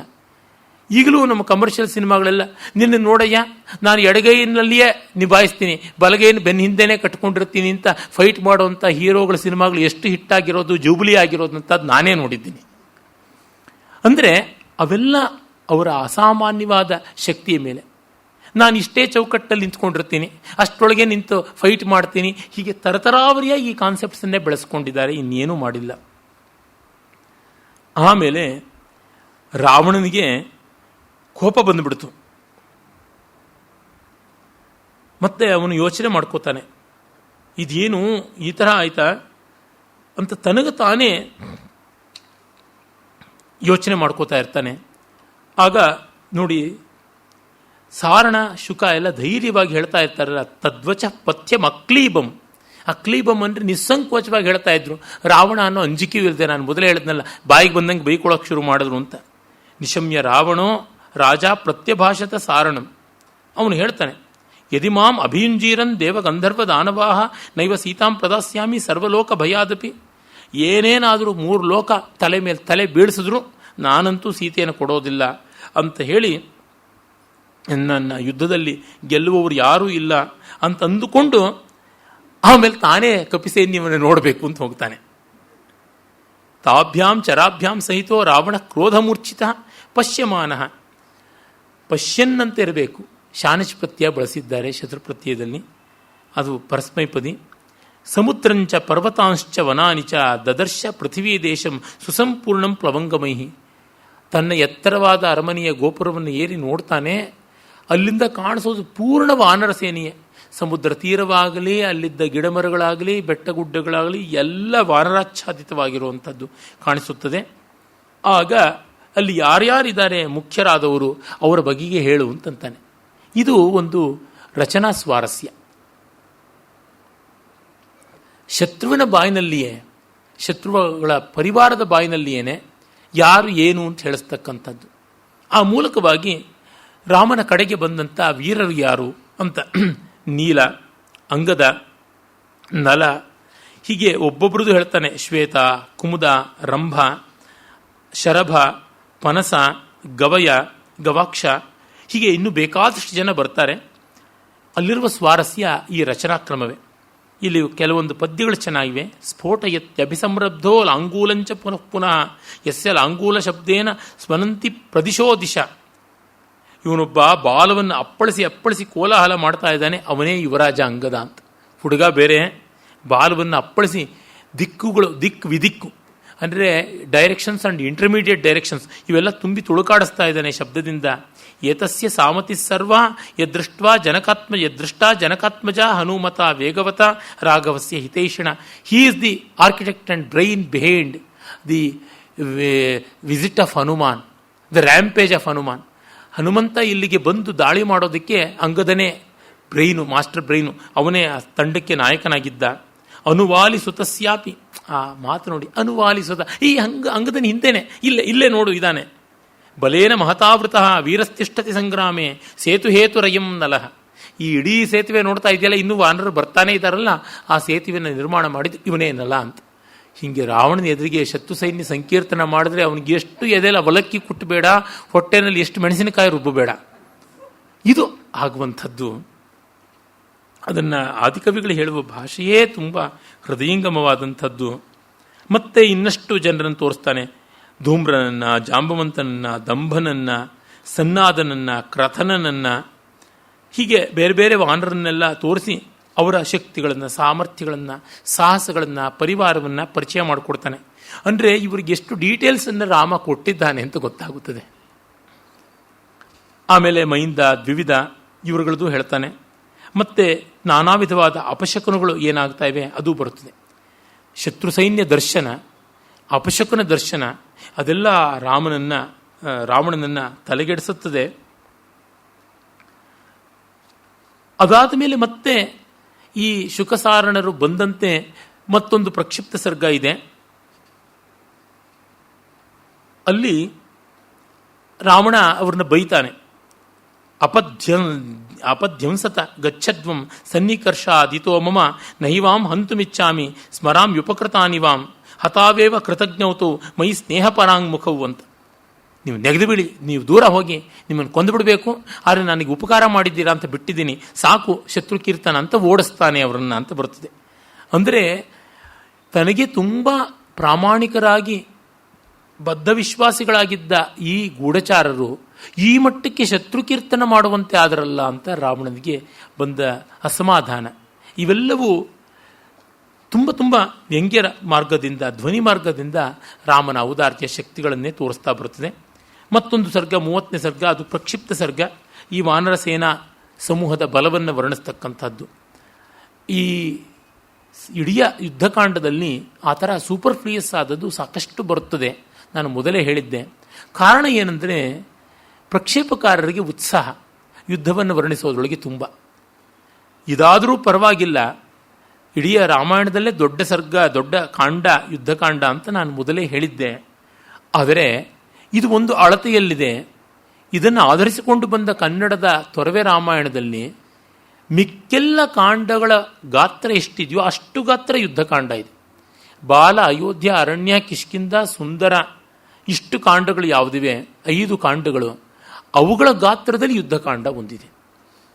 ಜನಕ್ಕೆ ಯುದ್ಧ ಅಂದರೆ ತುಂಬ ಇಷ್ಟ. ಅದು ನಾವು ಮಾಡೋಕ್ಕಾಗಲಿಲ್ಲ, ಮಾಡಬೇಕಾಗಿಲ್ಲ ಅಂತಂದರೆ ಆ ಯುದ್ಧನ ವರ್ಣಿಸೋದಕ್ಕೆ, ನೋಡೋದಕ್ಕೆ ಸಿಕ್ಕಾಪಟ್ಟೆ ಇಷ್ಟ.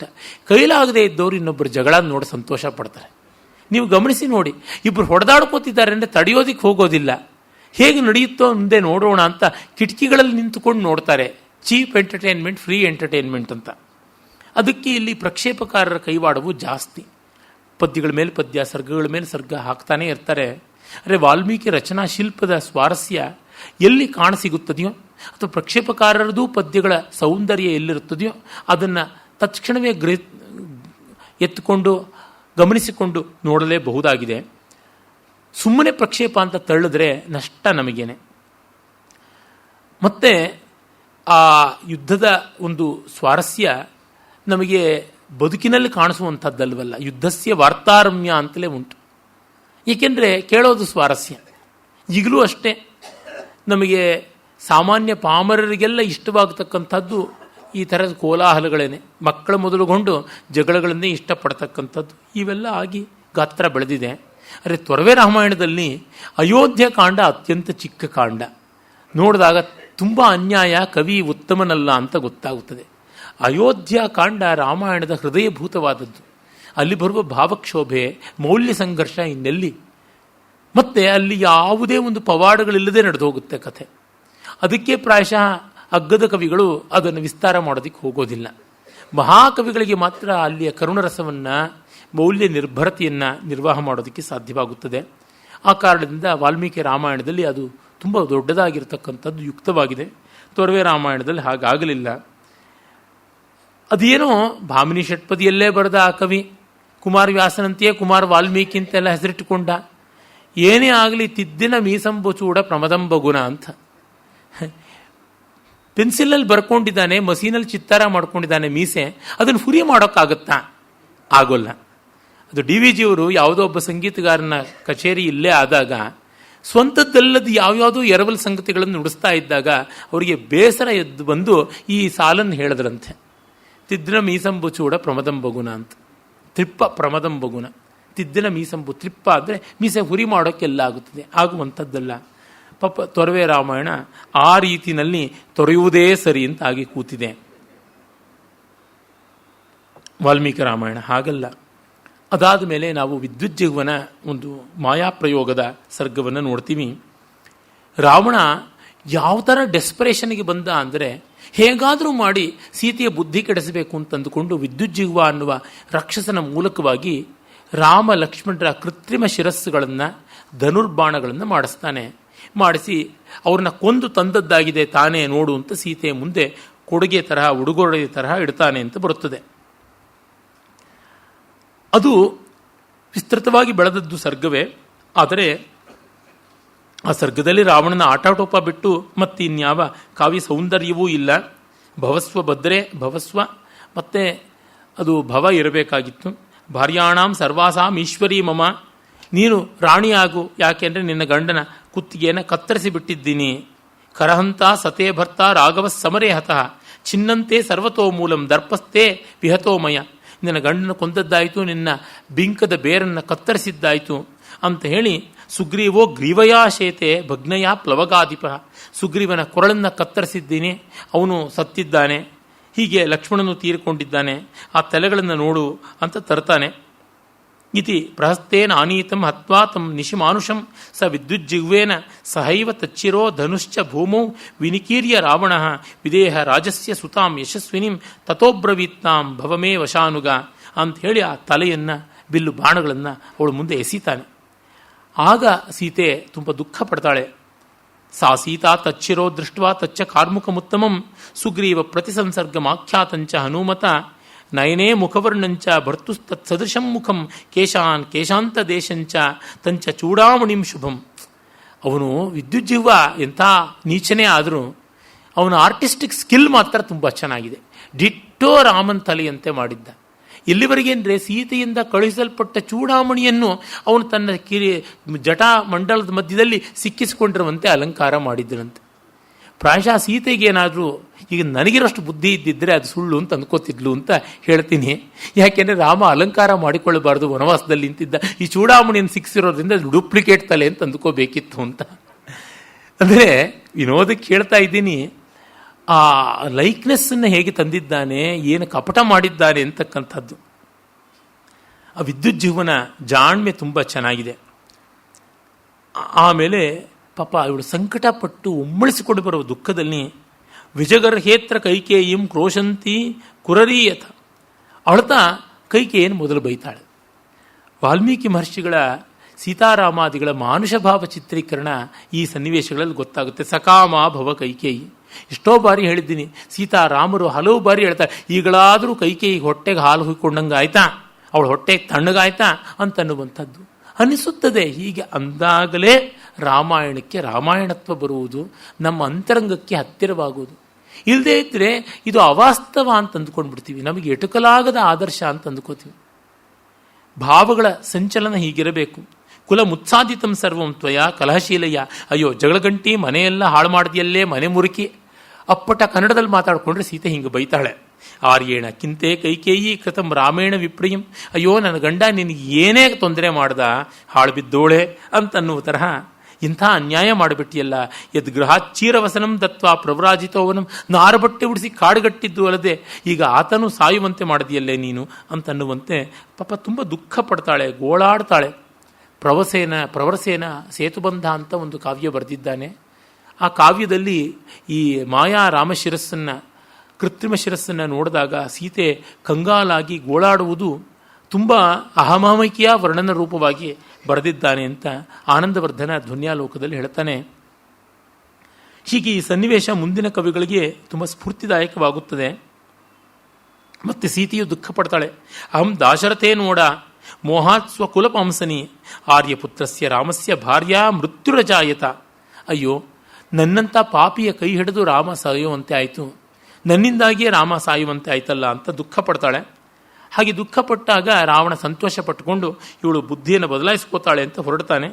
ಅಷ್ಟೊತ್ತಿಗೆ ಯಾರೋ ಬಂದು ತುಂಬ ತುರ್ತಾದ ಕೆಲಸ ಇದೆ, ಕಿಂಚಿತ್ ಅತ್ಯಾಯಿಕಂ ಕಾರ್ಯಂ ತೇಷಾಂ ತ್ವಂ ದರ್ಶನಂ ಕುರು, some important thing going on, ಯಾರೋ ಮುಖ್ಯವಾದವರಿದ್ದಾರೆ, ಮಾತಾಡಬೇಕು, ಅದಕ್ಕಾಗಿ ಆ ಅತಿ ಮುಖ್ಯ ಕಾರ್ಯ ನಿರ್ಣಯಕ್ಕೆ ಬರಬೇಕು ಅಂತ.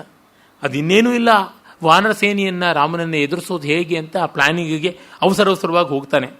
ಅವನ ಹತ್ತ ಕಡೆ ಹೋಗ್ತಾ ಇದ್ದಂತೆ ಅಂತರ್ಧಾನಂತು ತಚ್ಚೀರ್ಷಂ ತಚ್ಚ ಕಾರ್ಮುಕಮುತ್ತಮಂ ಜಗಾಮ ರಾವಣಸ್ಯೇವ ನಿರ್ಯಾಣ ಸಮನಂತರಂ. ನಿರ್ಯಾಣ ಅನ್ನೋದು ತುಂಬ ಧ್ವನಿಪೂರ್ಣವಾಗಿದೆ. ನಿರ್ಯಾತನಂ, ಅವನ ಹತ್ತ ಕಡೆ ಹೋಗ್ತಾ ಇದ್ದಂತೆ ಅವನು ನೆಗೆದು ಬೀಳ್ತಾ ಇದ್ದಂತೆ ಅಂತಲೂ ಅರ್ಥ ಇದೆ. ರಾವಣ ಹಾಗೆ ಹೋಗ್ತಾ ಇದ್ದಂತೆ ತಲೆ ಈ ಬಿಲ್ಲು ಮಾಯವಾಗಿಬಿಡ್ತದೆ. ಅಂದರೆ ಅದು ಮಿಥ್ಯಾ ಕೃತಕ ಅಂತನ್ನೋದು ಗೊತ್ತಾಗುತ್ತದೆ. ಇತ್ತ ಕಡೆ ರಾವಣ ಸಮಾನಯಧ್ವಂ ಸೈನ್ಯಾನಿ ವಕ್ತವ್ಯಂ ಚ ನ ಕಾರಣಂ, ಸೇನೆಯನ್ನು ಕರ್ಕೊಂಡು ಬನ್ನಿ, ಕಾರಣ ಏನು ಅಂತ ಹೇಳೋಲ್ಲ ಅಂತಾನೆ. ಅಂದರೆ ಆ್ಯಕ್ಷನ್ನಿಗೆ ಸೈನಿಕರಲ್ಲಿ ಕಾರಣ ಹೇಳಬಾರ್ದು. ಚಾರ್ಜ್, ಮಾರ್ಚ್ ಅಂದರೆ ಮುಗೀತು, ವೈ ವಾಟ್ ಅಂತೆಲ್ಲ ಅಲ್ಲ ಅಂತ. ಯುದ್ಧದಲ್ಲಿ ಒಂದು ಸಮಯ, ಮುಂದೆ ಅವನು ಹೇಗೆ ಈ ಮಾಡಿದ ತಂತ್ರ ಹುಸಿ ಹೋಗುತ್ತದೆ, ನಮ್ಮ ವಿಭೀಷಣನ ಪತ್ನಿ ಸರಮಾದೇವಿ ಬಂದು ಸೀತೆಗೆ ಹೇಗೆ ಧೈರ್ಯ ಹೇಳ್ತಾಳೆ ಅನ್ನುವ 33ನೇ ಸರ್ಗವನ್ನು ನಾಳೆ ನೋಡೋಣ. ನಮಸ್ಕಾರ.